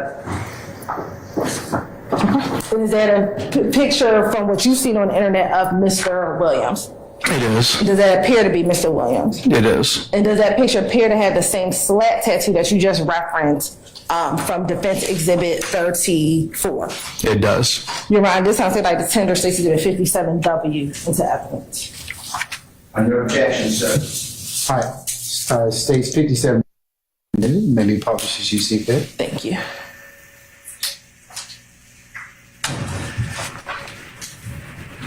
And look, I say Exhibit 57W is that the same slat that you just referenced in Defense Exhibit 34. Yes, it is. And as a gang investigator, for you, is there any significance about where that slat is placed on that particular finger? There is. It's tattooed on the outside of the index finger so that when he's making the YSL wipe your nose hand sign, that tattoo is visible. All right. Now I'm going to show you what's already been admitted as Defense Exhibit Williams 31. Can I pause for just a second? I've been asked to take a comfort break. Okay. All right.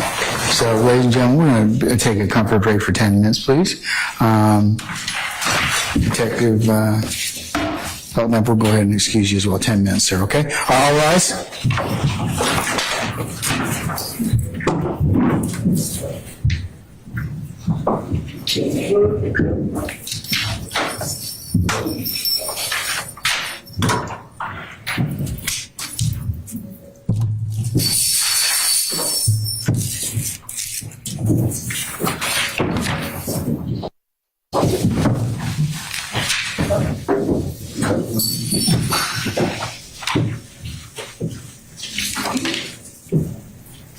All right, ladies and gentlemen, our jury has left us. We're in recess for 10 minutes.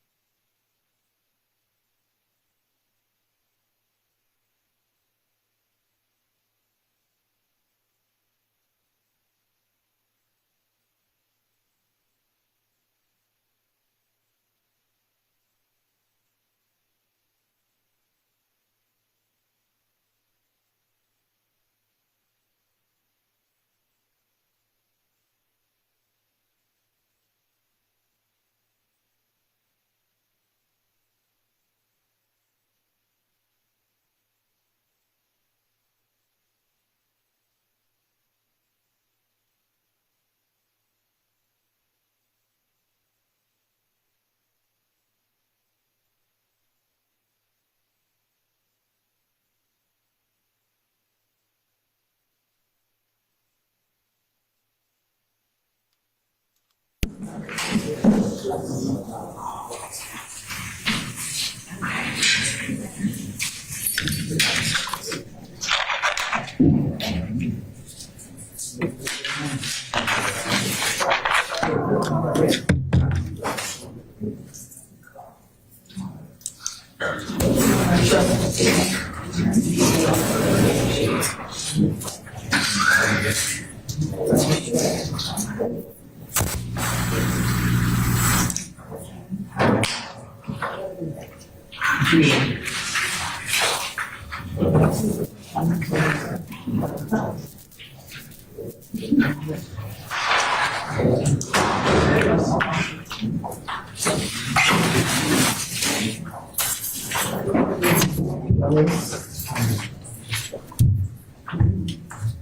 ready? Yeah, Huh? I'm making sure y'all was straight.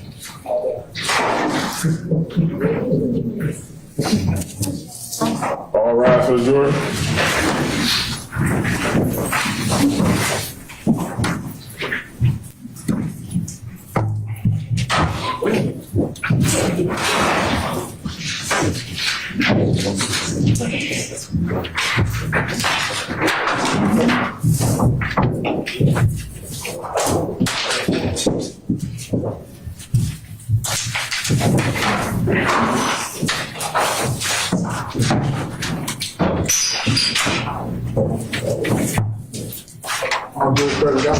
All right, thank you, sir. Ladies and gentlemen, please be seated.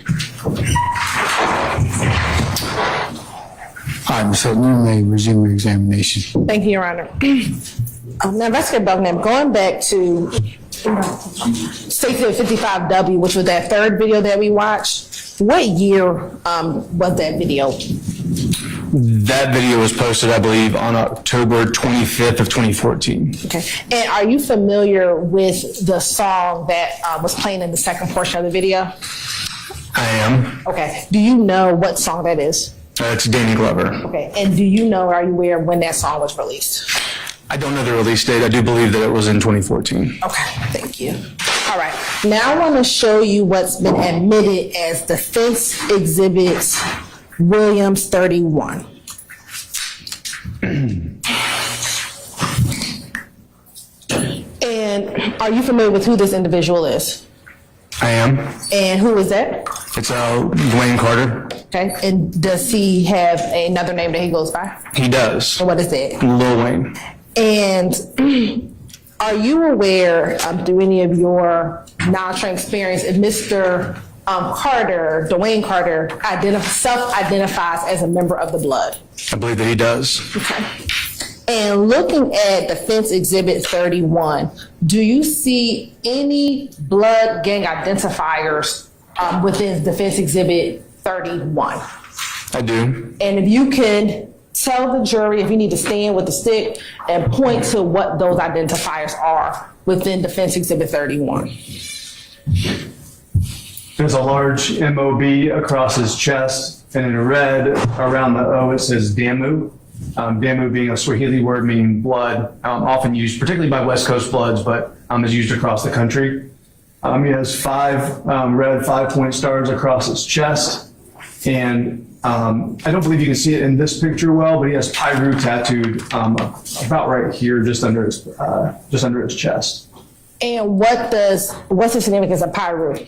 So Pyru is the name of the gang that I understand that he claims. That he claims. Right. Now, how long have you been an investigator, just generally? I've been a detective since August of 2012. Okay. And when did you get assigned to the gang unit? In August of 2009. All right.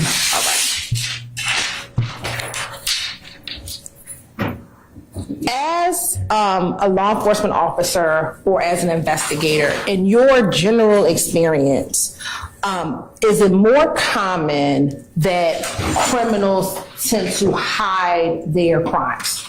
They do. And is that different than your experience in dealing with gang individuals who are in gangs? In some ways. Okay, when you say in some ways, tell us what you mean. Gang members also try to conceal the evidence of their crimes. However, they are more likely to post social media posts to make public state. Asked and answered this. Go back into that. I'll overrule the objection, sir. Go ahead. They're more likely to tout or flaunt their criminal activities in social media, in public, in music and things of that nature than what we'd seen other criminals who are maybe not affiliated with the street gang. And do gang members typically use social media to boost their notoriety or reputation in the community? Absolutely. And in your experience, have gang members or associates used social media to boast about doing violence for the gang on social media? Certainly.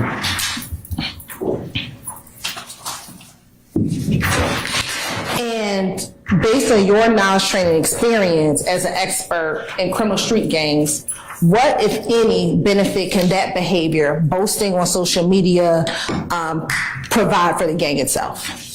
Not beyond the ken of the jury, Your Honor. Overrule, sir.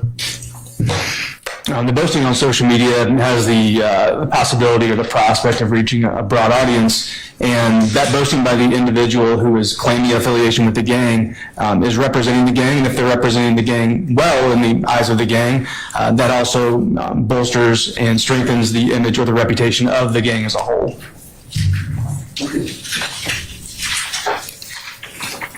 So I'm going to go back to those Facebook posts with Christian Eppinger.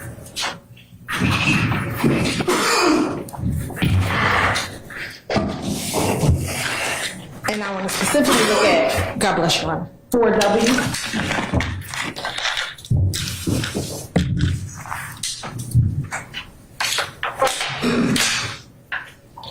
And looking at this post on 4W, based upon what we just discussed, is this the type of messaging or posting that would promote the gang or promote YSL? Absolutely. And why is that? So this is a private text conversation between him and someone else. This other person expresses their belief that YSL kills people and their fear of YSL. He's now screenshotted this and posted this on social media as a way to brag about how feared YSL is by other people. Okay. And when you also look back at State's Exhibit 6W, and we saw this earlier. First, is there any gang identifiers within this video, in this Facebook post? There are. And what is it? The hand sign he's showing with his left hand is the C, which is the hand sign for the Crips. He's made his hand into the shape of a gun and pointing at the C as a way to disrespect the Crips, as a way to show disrespect to them. And then he's used these emojis in the caption for this post. He's used the wheelchair emoji, which is a common Crip identifier, one of their symbols. And he's got the gun pointed at the Crip identifier, and then he's got the snake, again, a common YSL identifier, with a heart behind that. And now looking at 8W. Now here, talking about boasting of violence for the gang, is this similar in nature to that kind of boasting about the gang, with his name being YSL Brisk and having a picture with either himself or someone else with a whole bunch of guns and the caption saying, "Who said they want smoke?" Absolutely. And why is that? Clearly it's a show of strength. It's a show of being heavily armed with firearms. And the term smoke essentially means who wants war, who wants battle, who wants to do violence. And showing off the number of guns you have, of course, is an attempt to intimidate someone else, to say, you don't want to mess with us because we're ready to do violence. That's the purpose of this and other many types of posts that we see from our criminal street gangs. And again, what was the date of that post? This was April 22nd of 2015. Okay. Now, we're going to go to what has already been admitted as State's Exhibit 21W.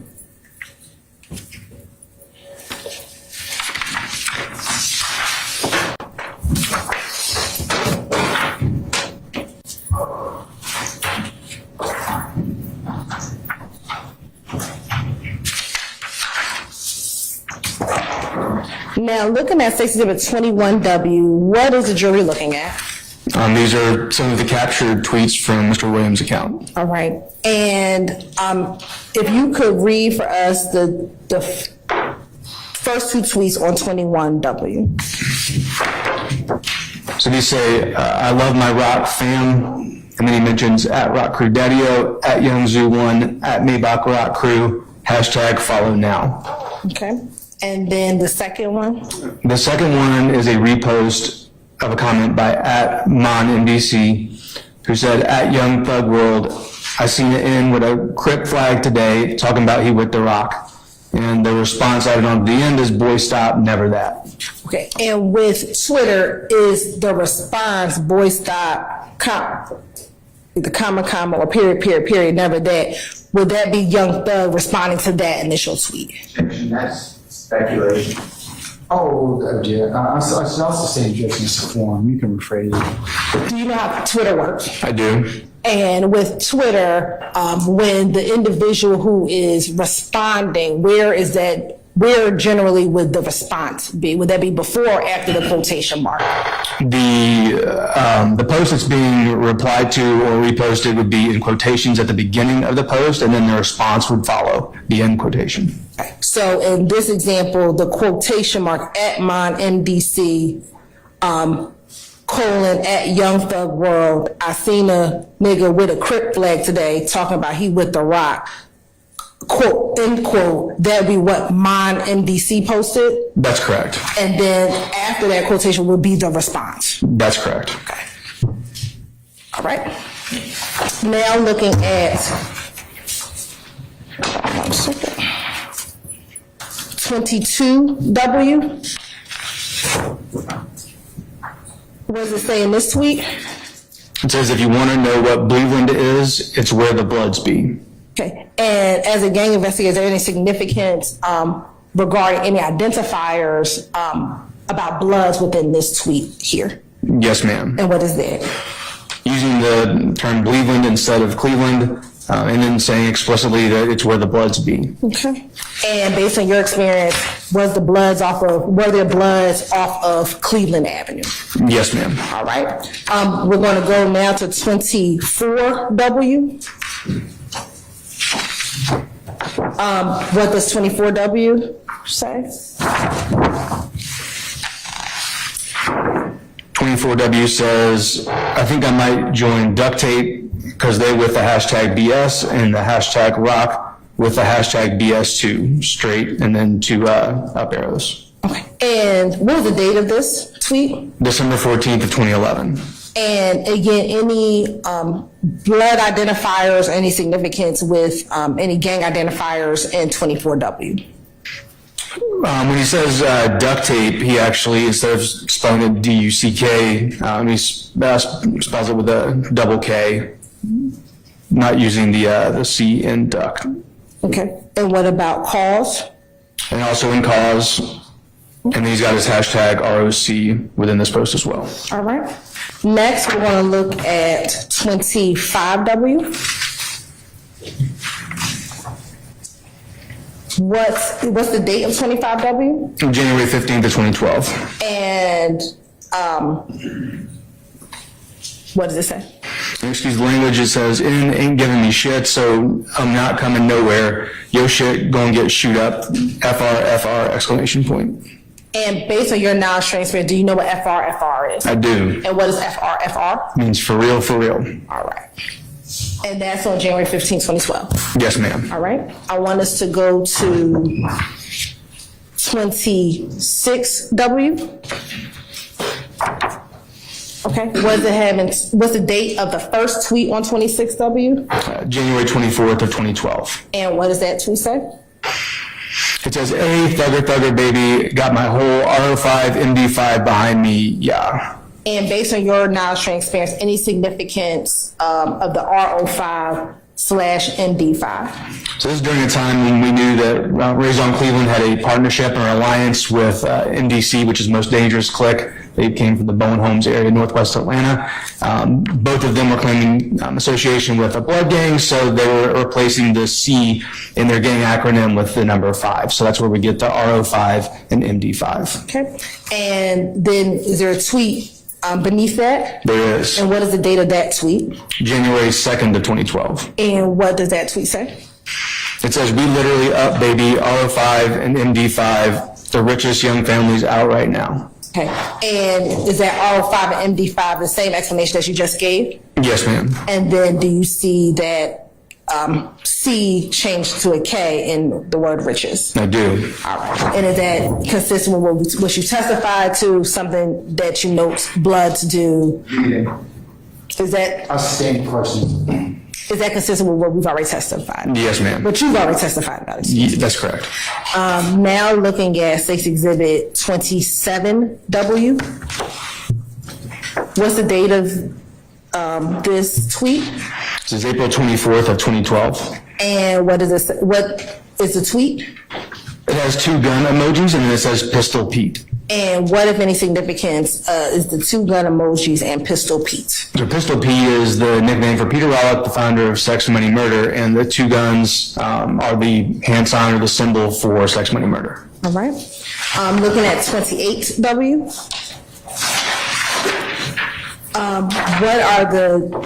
What's the date of the first tweet on 28W? April 22nd of 2012. And what does that tweet say?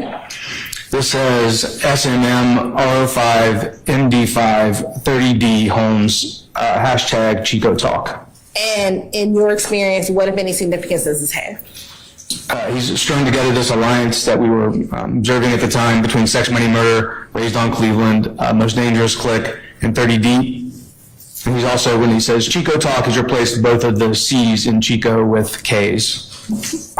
And then looking at the tweet from August 27th, 2012. And this one says RO5 crew / SMM, they riding for thugga, hashtag Blatt. All right. And RO5, is that rock, and would that be crew? Yes, ma'am. All right. Now looking at 29W. What's 29W? What's the date of that tweet? I'm sorry. June 21st, 2012. And what does that tweet say? It says, everybody go follow Bloody Bro at cartel_DK on Twitter and Instagram, Blatt RT. All right. And do you know, are you familiar with the at cartel_DK? I am. And how are you familiar with that vanity name? That account was used by Walter Murphy, and that's his nickname. And was there any significance about cartel? Yes, ma'am. What is that? So cartel refers to Red Cartel. They're a clique from the same sort of area as Raised on Cleveland. We talked about them back in November, but they were a separate gang with a very close relationship with Raised on Cleveland. All right. And looking at State's Exhibit number 30W.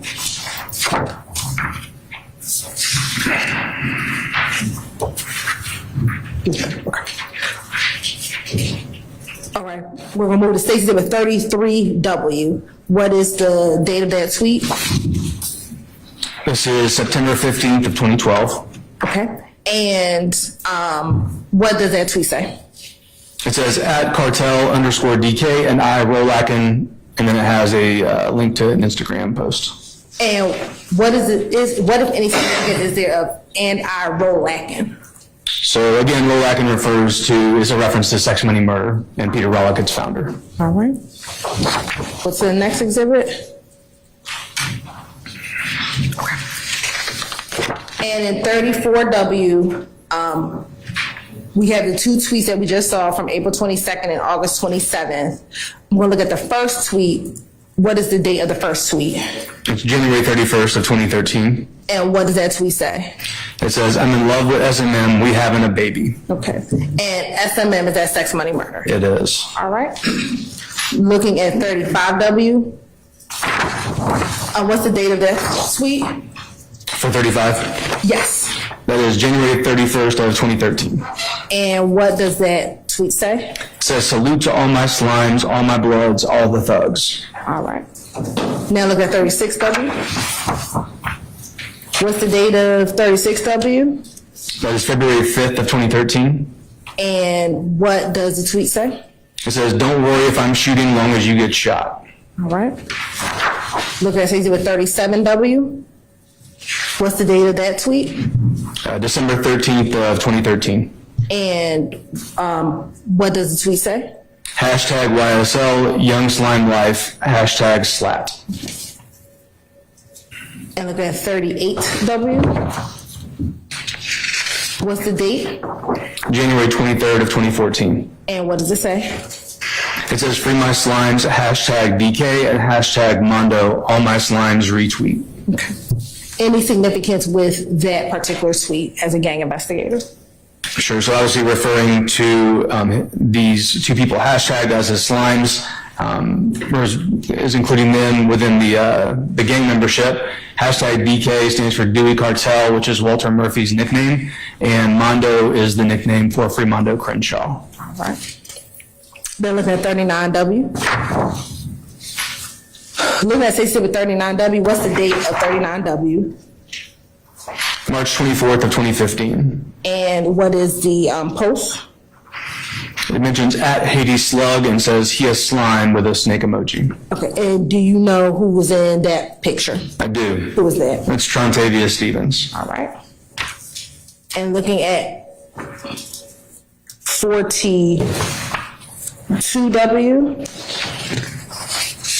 what's the date of 42W? May 12th of 2018. And what is the post? It says YSL Gang, Jonesboro South Gang, Cleveland Gang, Rock Gang, Free Band Gang, 21 Gang for life, hashtag no matter what. And what, if any, significance does this particular tweet have with the enumeration of these 5 gangs? What they're doing here is listing all these gangs together and showing that they have an association with each other. Okay. Next, I want to go to 43W.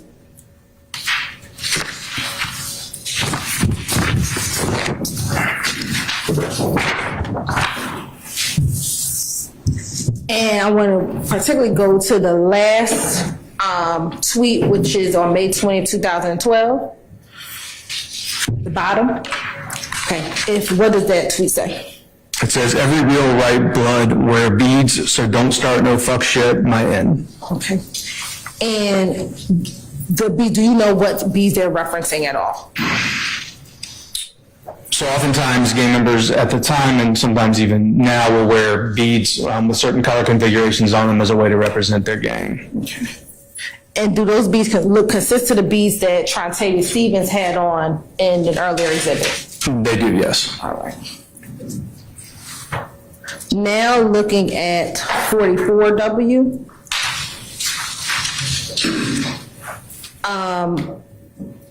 Looking at both the first and the second tweet. We'll start with the second tweet first. What date is that second tweet? It's July 11th of 2012. And what's the post? It says hashtag blat, hashtag blat. And then looking at the third tweet, July 16, 2012. What is that post? It says hashtag blat, hashtag blat, hashtag blat, hashtag blat, hashtag blat. And then September 4th, 2012.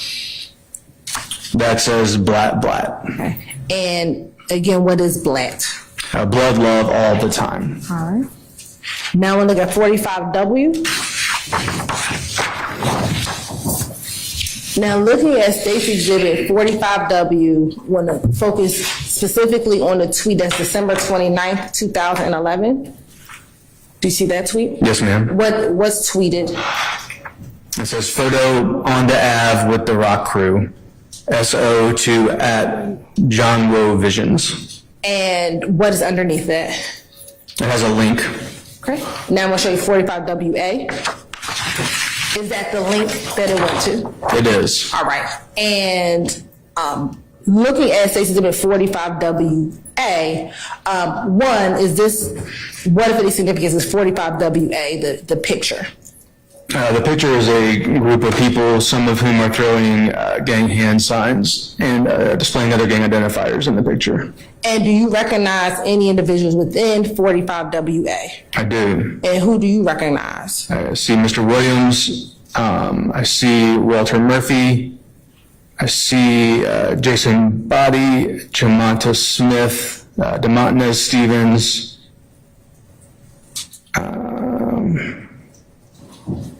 That's all I can recognize from here. Okay, and what I'm going to ask you to do, because I'm sure the jury didn't see who you saw, so if you could take your stick and point out the individual that you just said that you saw.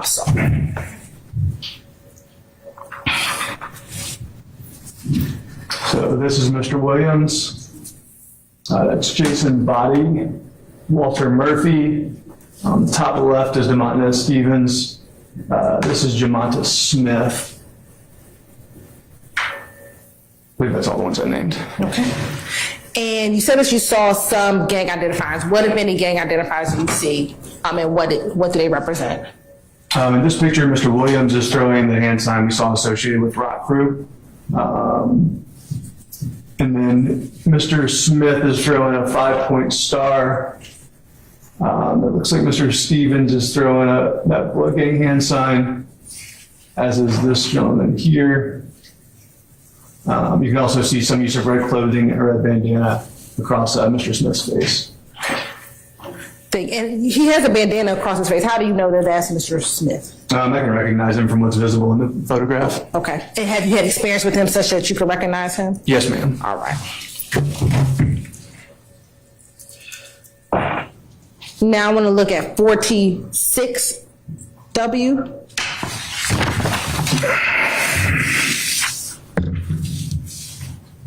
I want to direct your attention to the tweet that's on April 14th, 2012. Do you see that tweet? I do. All right. And do you see a particular tweet that's in quotes? I do. And what's the tweet that's in quotes?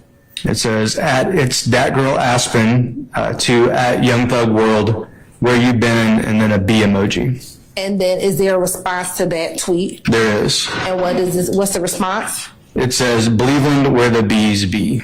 And based on your experience, is there a significance between the two B's that are where the bees be? Yes, often blood gang members will use the red B emoji as a way to represent their gang in their tweets and their posts, and making use of the letter B, referring to the Bloods where the B's, shortening that to Bloods and then saying where they be. That's obviously grammatically incorrect. Bloods will often do that again to elevate their gang, to have another way to insert that word or letter B into what they're saying. Okay. And I'm going to look at 48W.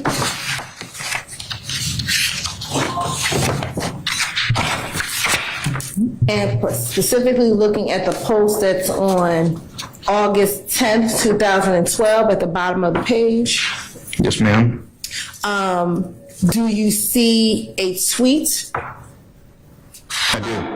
In parentheses? I do. And what's the tweet that's in parentheses? It says @Ricky Rose and then a colon, and it says follow the code. And is there a response after the closed quotation mark? There is. And what is it? It says SNM for life. All right. Looking at 49W. I want to direct your attention to the post that's on July 1st, 2012. Yes, ma'am. And what does that post read? It says, my blood brother @cartel_DK, #I5FN3 on the way though. And do you know anything about that #I5FN3? I do. Okay, what is that? So this refers to a mixtape that was being released called I Came From Nothing 3. They, at the time, were using this hashtag ICFN3 as an abbreviation for I Came From Nothing 3. But in this case, they changed the C to a 5 as a way to disrespect Crip gangs and elevate blood gangs. Okay. And the individual in the picture, do you know who that is? I do. And who was that? And that's Walter Murphy. All right. And what is Walter Murphy doing in that picture? He's holding up looks like a flyer for the mixtape. Is he doing anything with his other hand? He is. What is he doing with his other hand? He's making that B hand sign with his right hand. And do you see any of those beads on his hand as well? I On do. his wrist? And where are those beads at on his wrist? They're on his right wrist. All right. Now I want to look at State's Exhibit 50W. And we're going to look at February 16th, 2014. Yes, ma'am. What does that tweet say? It says, "Happy B-Day at Birdman 5-star, love you blood." Okay. And do you know who at Birdman 5-star, whose vanity name is that? I do. And who is that? Brian Williams. All right. And does Brian Williams have another name that he goes by? He does. And what is that? That's Birdman. All right. And is there any significance with that 5 within 5 stars specifically within his vanity name? Often within blood gangs, a person of rank or stature may have the rank of 5-star or 5th floor, a high rank, and they may refer themselves as 5-star. Okay. Now looking at State's Exhibit, on that same State's Exhibit at 50W, I'm going to direct your attention to May 5th for 2012. Get that on here. Sorry, May 15th, 2012. Yes, ma'am. What does that tweet say? It says, "Where my blood bro at on Cleveland." All right. And then also looking at January 11th, 2013. What does that tweet say? It says, "On my bloods, hashtag twisted, we cross it in out, hashtag blat." Okay. And then on this exhibit, January 31st, 2013. Yes, ma'am. What does that tweet say? "Salute to all my slimes, all my bloods, all the thugs." All right.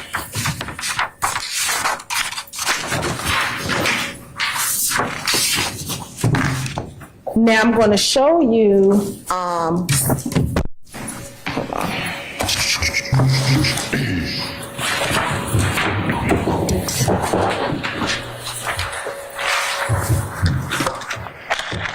What I've sent to the Defense Council as Exhibit 52W Alpha and 52W Bravo.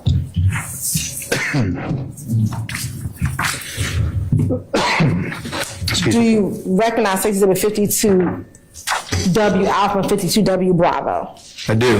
And how do you recognize Exhibit 52W Alpha and 52W Bravo? God bless you. Thank you. These are screenshots from the 2 videos that we observed earlier.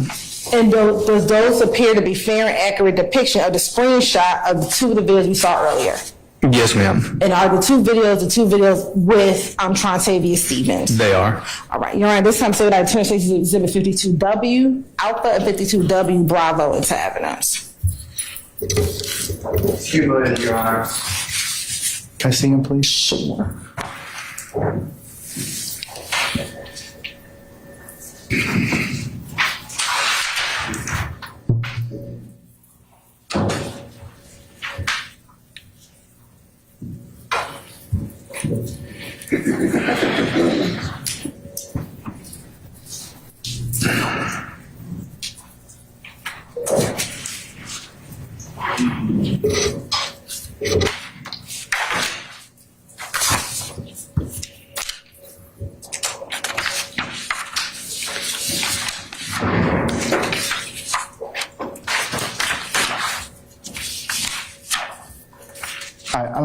I'm going to overrule the objection and admit, or objection.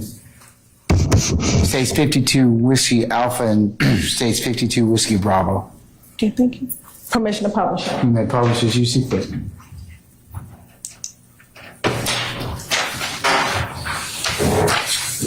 We're still looking at Exhibit 52W. What does it say in 52W? It says, "Me and homie Rolackin, hashtag blat," by Rock Slug, June 16th, 2012. And was this caption in the early part of those videos where we saw 52W? Yes, it was. What, if any, gang identifiers are in that particular caption? Gang members often refer to themselves as homie. That is a term that was commonly used and originally used within street gangs, but may be used outside of that as well. It says they're role lacking, which again is a reference to sex, money, murder, bloods, and the hashtag Blatt for blood, love all the time. And in 2012, was Rock Crew associating themselves with sex, money, murder back in 2012? They were. All right. Now looking at 53W Bravo. At the bottom, what is the titling of the video? It's RO5 We Bullin' by Rock Slug. Okay, and what, if any, significance again is the RO5 We Bullin'? RO5 is again raised on Cleveland. They've replaced the C with the number 5. We Bullin', Bloods use that term similar to role acting. Instead of cooling or hanging out, we're bullin'. And then Rock Slug, as we discussed in some of these social media posts, gang members will often use their gang's acronym and then their nickname or their street name in their social media profiles. So in this case, it's Rock Slug for Travius Stevens. And was this video also pulled in 2012? It was. Right. And again, that when Rock Crew associating themselves with SMM or sex, money, murder? Yes, ma'am. All right. Now I wanted to show you what's been admitted as defense exhibit Williams 9 and Williams 26. Now, as we've just seen in his tweets and in Mr. Williams' tweets, as well as tattoos on his body, is your opinion that he identifies as being a blood? Yes, ma'am. All right. And the fact that he is wearing blue in any of these defense exhibits and he's a blood, is that an issue? It is not. Why not?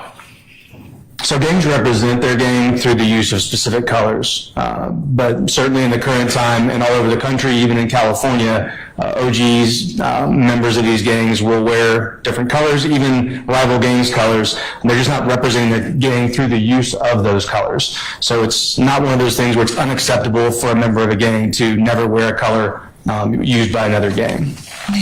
And in your experience as a gang investigator, have you seen Crips wear red? I have. Okay. And have you seen other Bloods wear blue? I have. All right. Do you know who Snoop Dogg is? Do you know who Snoop Dogg is? I do. And how are you familiar with him?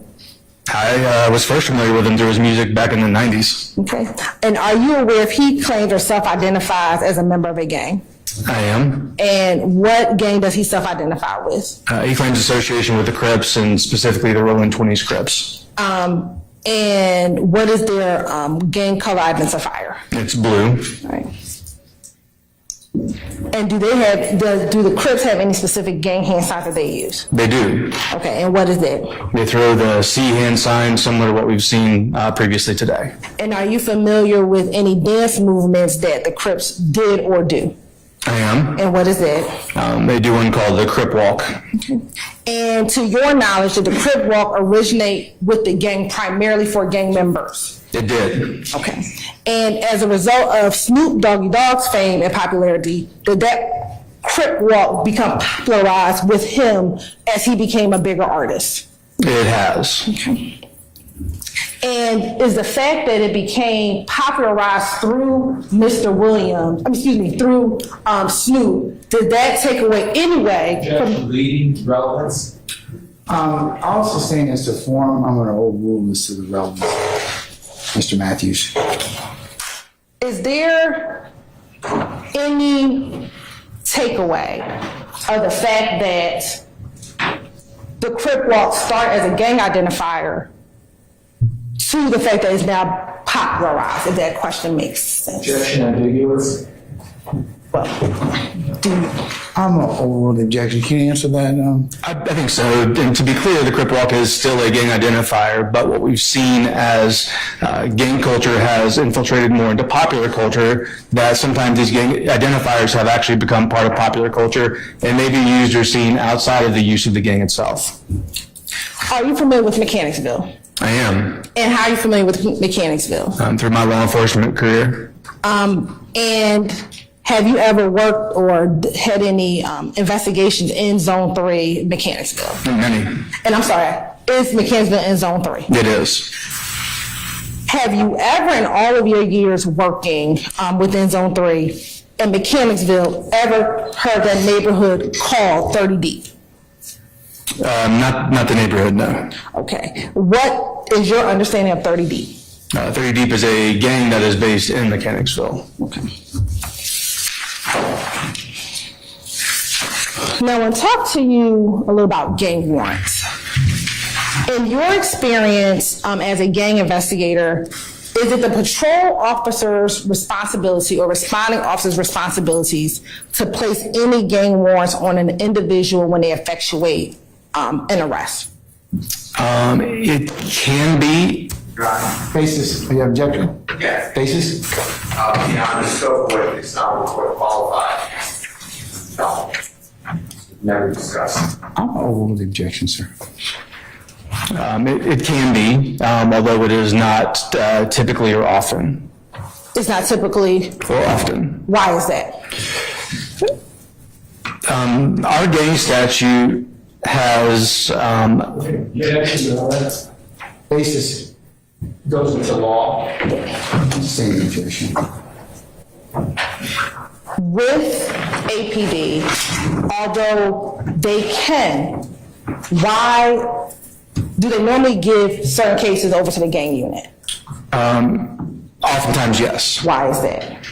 Investigating crimes that may be gang motivated require additional investigative workload that may be outside of the ability based on training and experience, and oftentimes just based on the time investment required to gather the necessary evidence, to conduct the necessary investigation, and put together those pieces to be able to reach the conclusion of the investigation. And is the gang unit always made aware of by patrol officers or responding officers of crimes that may be gang associated? Are investigators in gang unit always made aware of crimes that might be committed by potential gang members? We aren't. Foundation is the speculation. I sustain the objection. Your Honor, he's an expert and he can. You need a letter from the credit. In your experience, is the gang unit always made aware of individuals who they arrest that might be gang members? Your Honor, continues to call for speculation. Overrule, sir. And same objection to the foundation. Overrule, sir. We are not always made aware. And why is that? For a variety of reasons, including that sometimes the officer who may be having this interaction or making this arrest That would be getting in line with someone else, Your Honor. Would you stop, Mr. Steele? Okay, state the basis for your objection. I'll rule upon it. Do not speak your objection. That was my objection. I'll overrule your objection, sir. And that is not a proper objection. It's speculation. That would be a proper objection.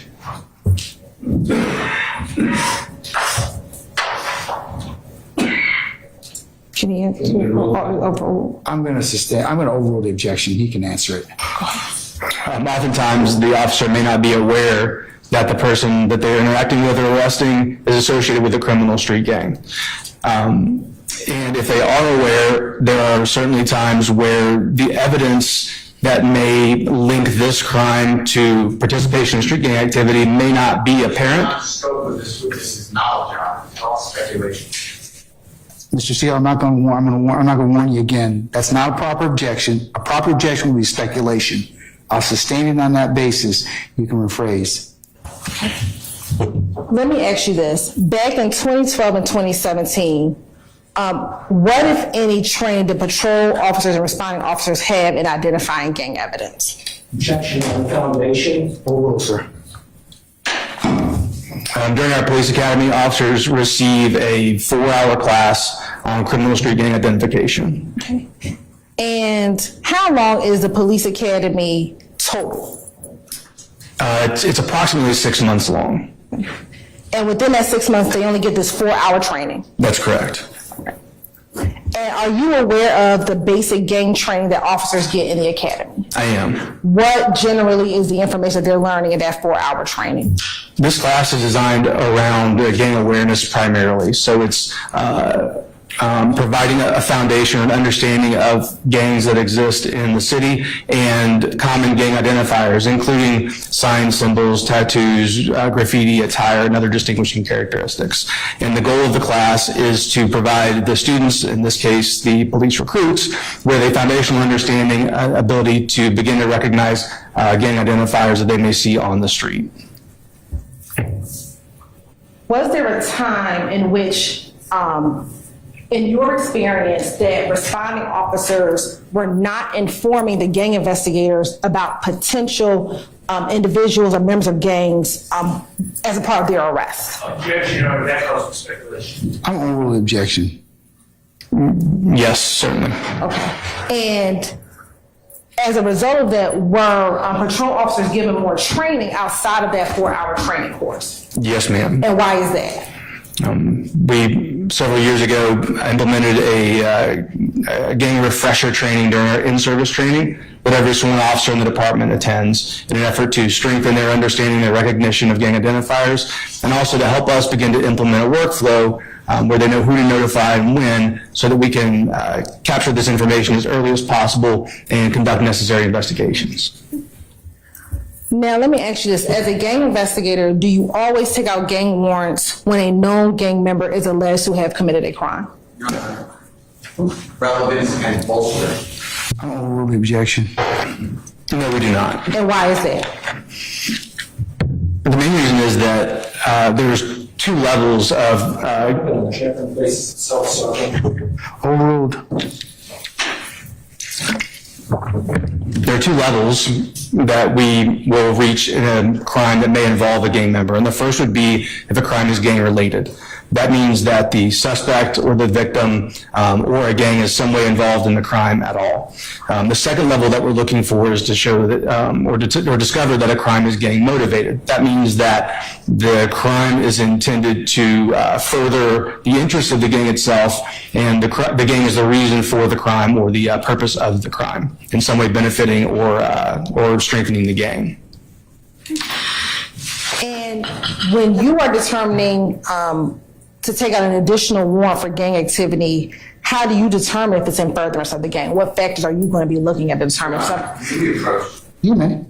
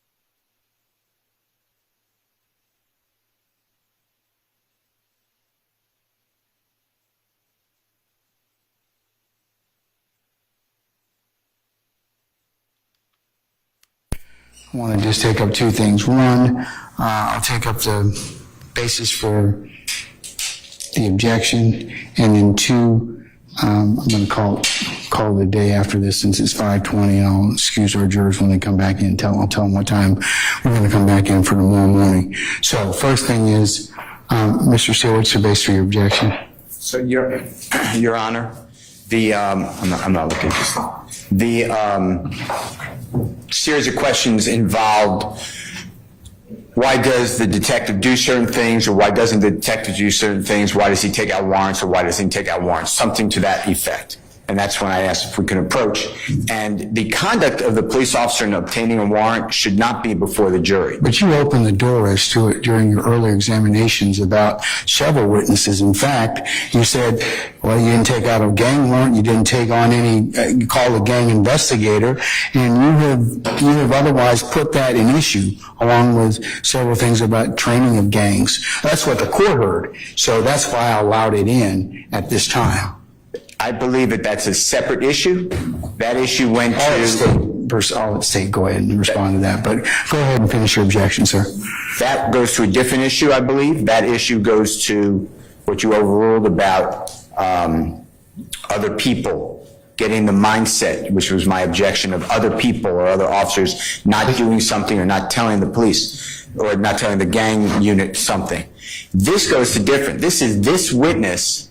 Why does he or doesn't he take out warrants on gang-related cases? And it just doesn't matter. Okay. And the conduct of this officer doesn't matter. And it just should not play in the role of a jury. It bolsters his power as an officer to go to a judge and decide who I'm going to take out a warrant or not. The jurors will decide the indictment. Okay, Ms. Hilton? Your Honor, the state's response is Investigator Belnap, as an investigator, can talk about what factors that he or other gang investigators look at when they're taking out warrants. And it's extremely relevant because not just Mr. Steele, but Mr. Matthews, on cross-examining a number of different witnesses, a number of different officers, asked multiply, did you take out gang warrants? Did you take out gang warrants? Over and over and over again. I believe it's important, or it's relevant for the jury to hear what factors may go in as to why a gang warrant was not taken out. And so they can make a determination about why in particular instances a gang warrant was or was not taken out. And so it's the defense has opened the door to this line of questioning, given their cross-examination of a number of multiple witnesses prior to Investigator Belnap. All right, I'll overrule Mr. Steele's objection on relevance and bolstering. Mr. Matthews, did you have an objection, sir? Thank you so much, Your Honor. Your Honor, I would ask that the court, when the propounder is asking the witness, does the Atlanta Police Department always take out gang warrants of that nature? I would ask the court to look at that as calling for every officer that's on the street who makes an arrest to get for Detective Belnap to get into their mind and say to this jury, well, they didn't do it because they didn't have this training, or they didn't do this, or they didn't do that. And for that reason, that is why I'm asking the court to consider that is calling for speculation for Belnap to get into their minds. Ms. Hilton, you care to respond?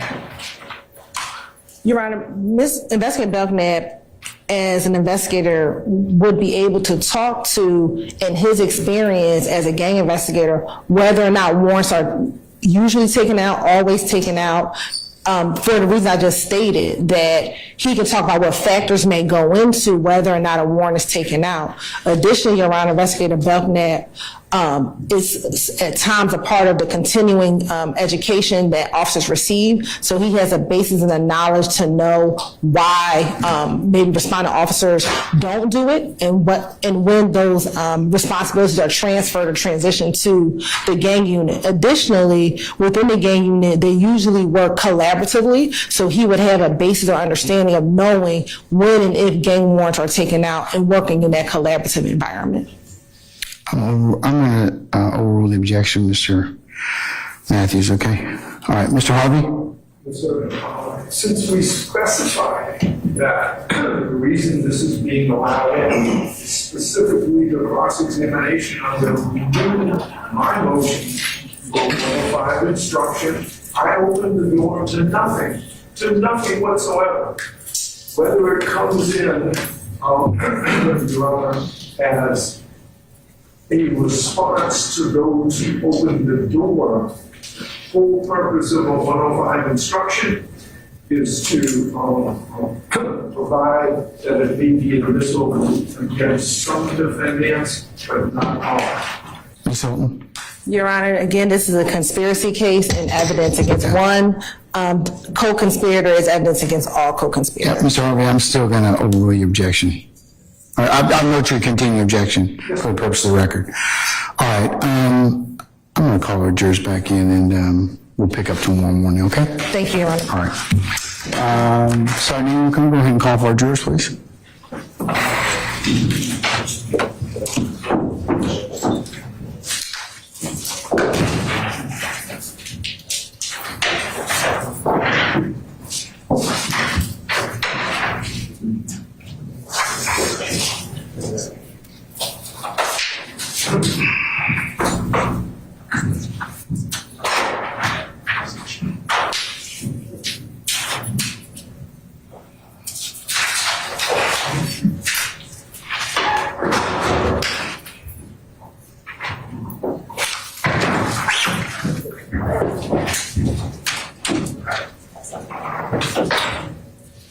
Could I ask Detective Belnap to come back in, please?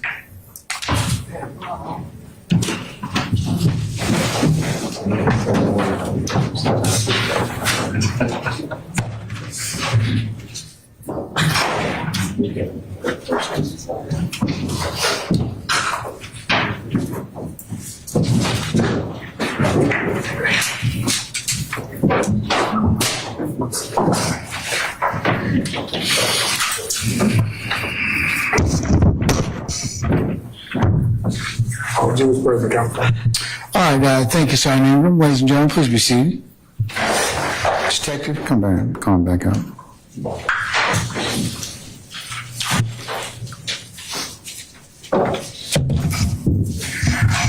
All right, ladies and gentlemen, since the hour is nearly 5:30, it would be a natural stopping point at this point in time. So we're going to go ahead and, unless you have some strong objection to the contrary, recess for the evening, and we'll pick up tomorrow morning.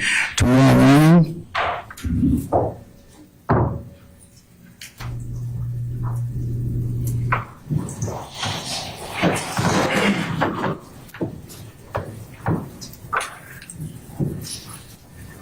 if I could ask you to report for 9 o'clock for an anticipated 9:30 start time, and we'll work and see where the day leads us tomorrow, okay? Any questions? First, Detective Belnap, we're going to go and excuse you as well. If you could be back tomorrow morning for 9 o'clock. Sir, please don't discuss your testimony. We'll accept the attorneys in this case, all right? Yes, sir. All right, sir. See you tomorrow. Yes, sir.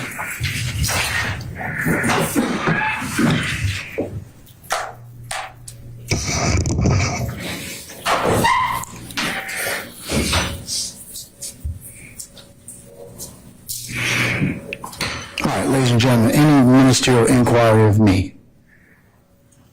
Anyone? Okay, let's go through a couple of our nightly admonitions. Remember, leave your notepads in the basket in the back. Go ahead and take a jury sticker so you can put that on first thing in tomorrow morning. Remember all the other admonitions I mentioned to you about acceptable things that you cannot do. Miss Sermana tells me that she is contacting those of your employers that still believe that you're here. Okay? So, we're taking care of that on an as-needed basis, so not to worry about that. But suffice to say, please don't have any conversations inconsistent with what we have told you that you cannot talk about, remember. So if anybody should want to talk with you or try to talk with you about this case, your first duty would be, of course, to contact our name or myself. But remember, don't go visit any scenes. Don't go and try and add to your understanding by looking up anything on the web. viewing any news accounts of anything or recaps of this particular day. Remember, you can only consider what's lawfully presented in the four walls of this courtroom. It would be a violation for you to consider anything else that's extra or outside this courtroom, okay? Can you talk about the cases you're coming in here in the morning or going away in the evening? No, you cannot. All right. And remember, I told you can't do it in onesies and twosies, and you can't certainly talk about it with your better halves or friends and neighbors or relatives or over libations or soft drinks at any other locations, okay? All right. Any other questions of me? Remember, we are not going to be in session on Friday to allow for a couple of you that have, as my wife says, procedures or other things that have going on that you need to go ahead and take care of. And that certainly, as I tell people all the time, life happens and when you practice your vocation. So things happen and we'll certainly build in time for that. So not to worry. All right, ladies and gentlemen, again, thank you for your patience, your continued patience that you've given us thus far, and will continue to give us throughout the resolution of this matter. And ladies and gentlemen, unless you have anything else for me, we'll go ahead and release you for the evening, and I'll see you tomorrow morning at 9 o'clock, okay? All right? All rise for a jury.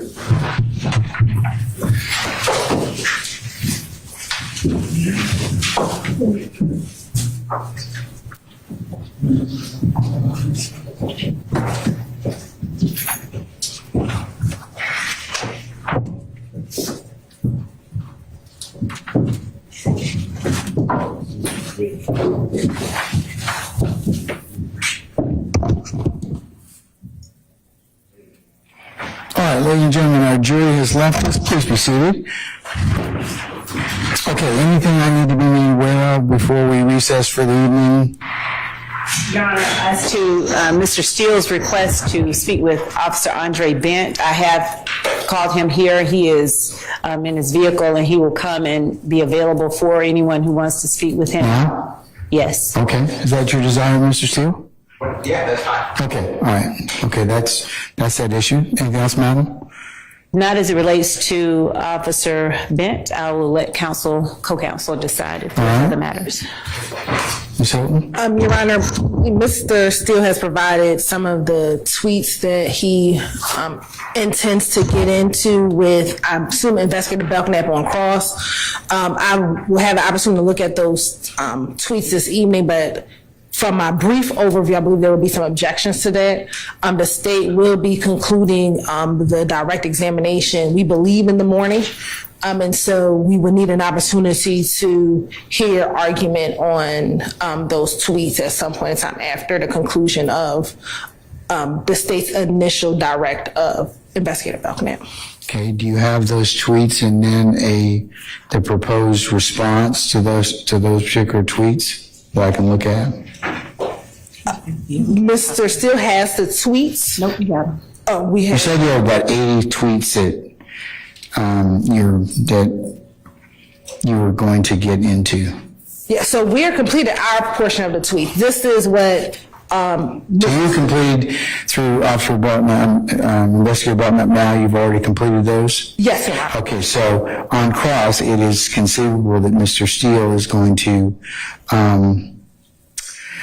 complete the conversations to those tweets. We believe that that's the purported portion, but there's going to be objections, and we don't believe that Has he shown you the tweets? he had. That's why I'm going to finish going through, but in my brief overview, I don't believe these are direct responses to the tweets that we introduced. They might have been on the same day, but not a direct response to the particular tweets we introduced. But did they complete the thought? No. Mr. Steele? That's the state's position, it does not. Mr. Steele? I stand by my representation. They do, the rule of completeness, they put everything in context. So yes, they are applied. If the tweets apply to or complete a conversation, I would be more inclined to admit them. It doesn't make a difference if they've done that day or whatever. They complete that particular thought, then I'll take a look at it. But if they don't, then I won't admit them. Because it's consistent with the case law that you've demonstrated to me.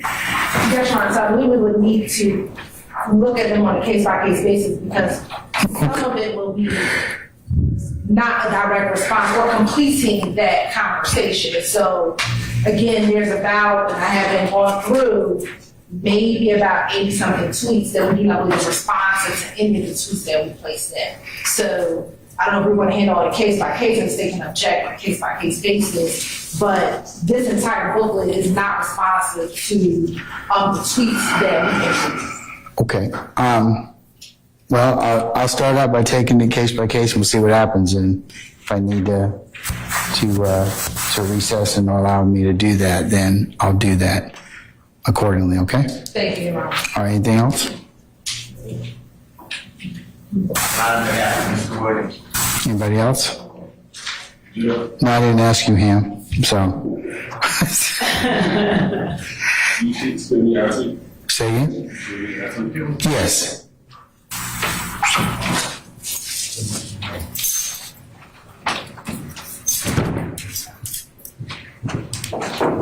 Judge.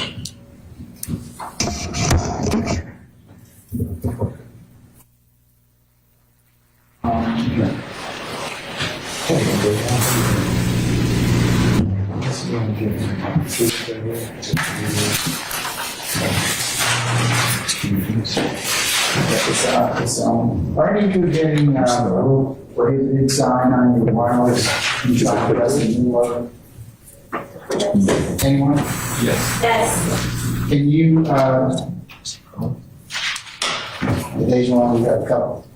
Can you raise your hands if you're getting the Prohibited sign on the wireless. We got about 3 or 4. Can we try to press this button? The center button. Oh, yeah. Probably all of them. Okay, probably need to check all of them because there's only one that wasn't.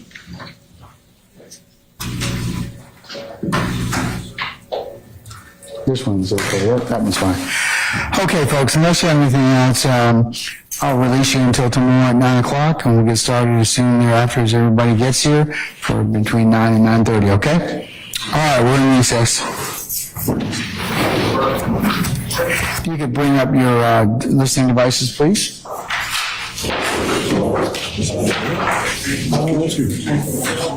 That's all we'll do. Sorry.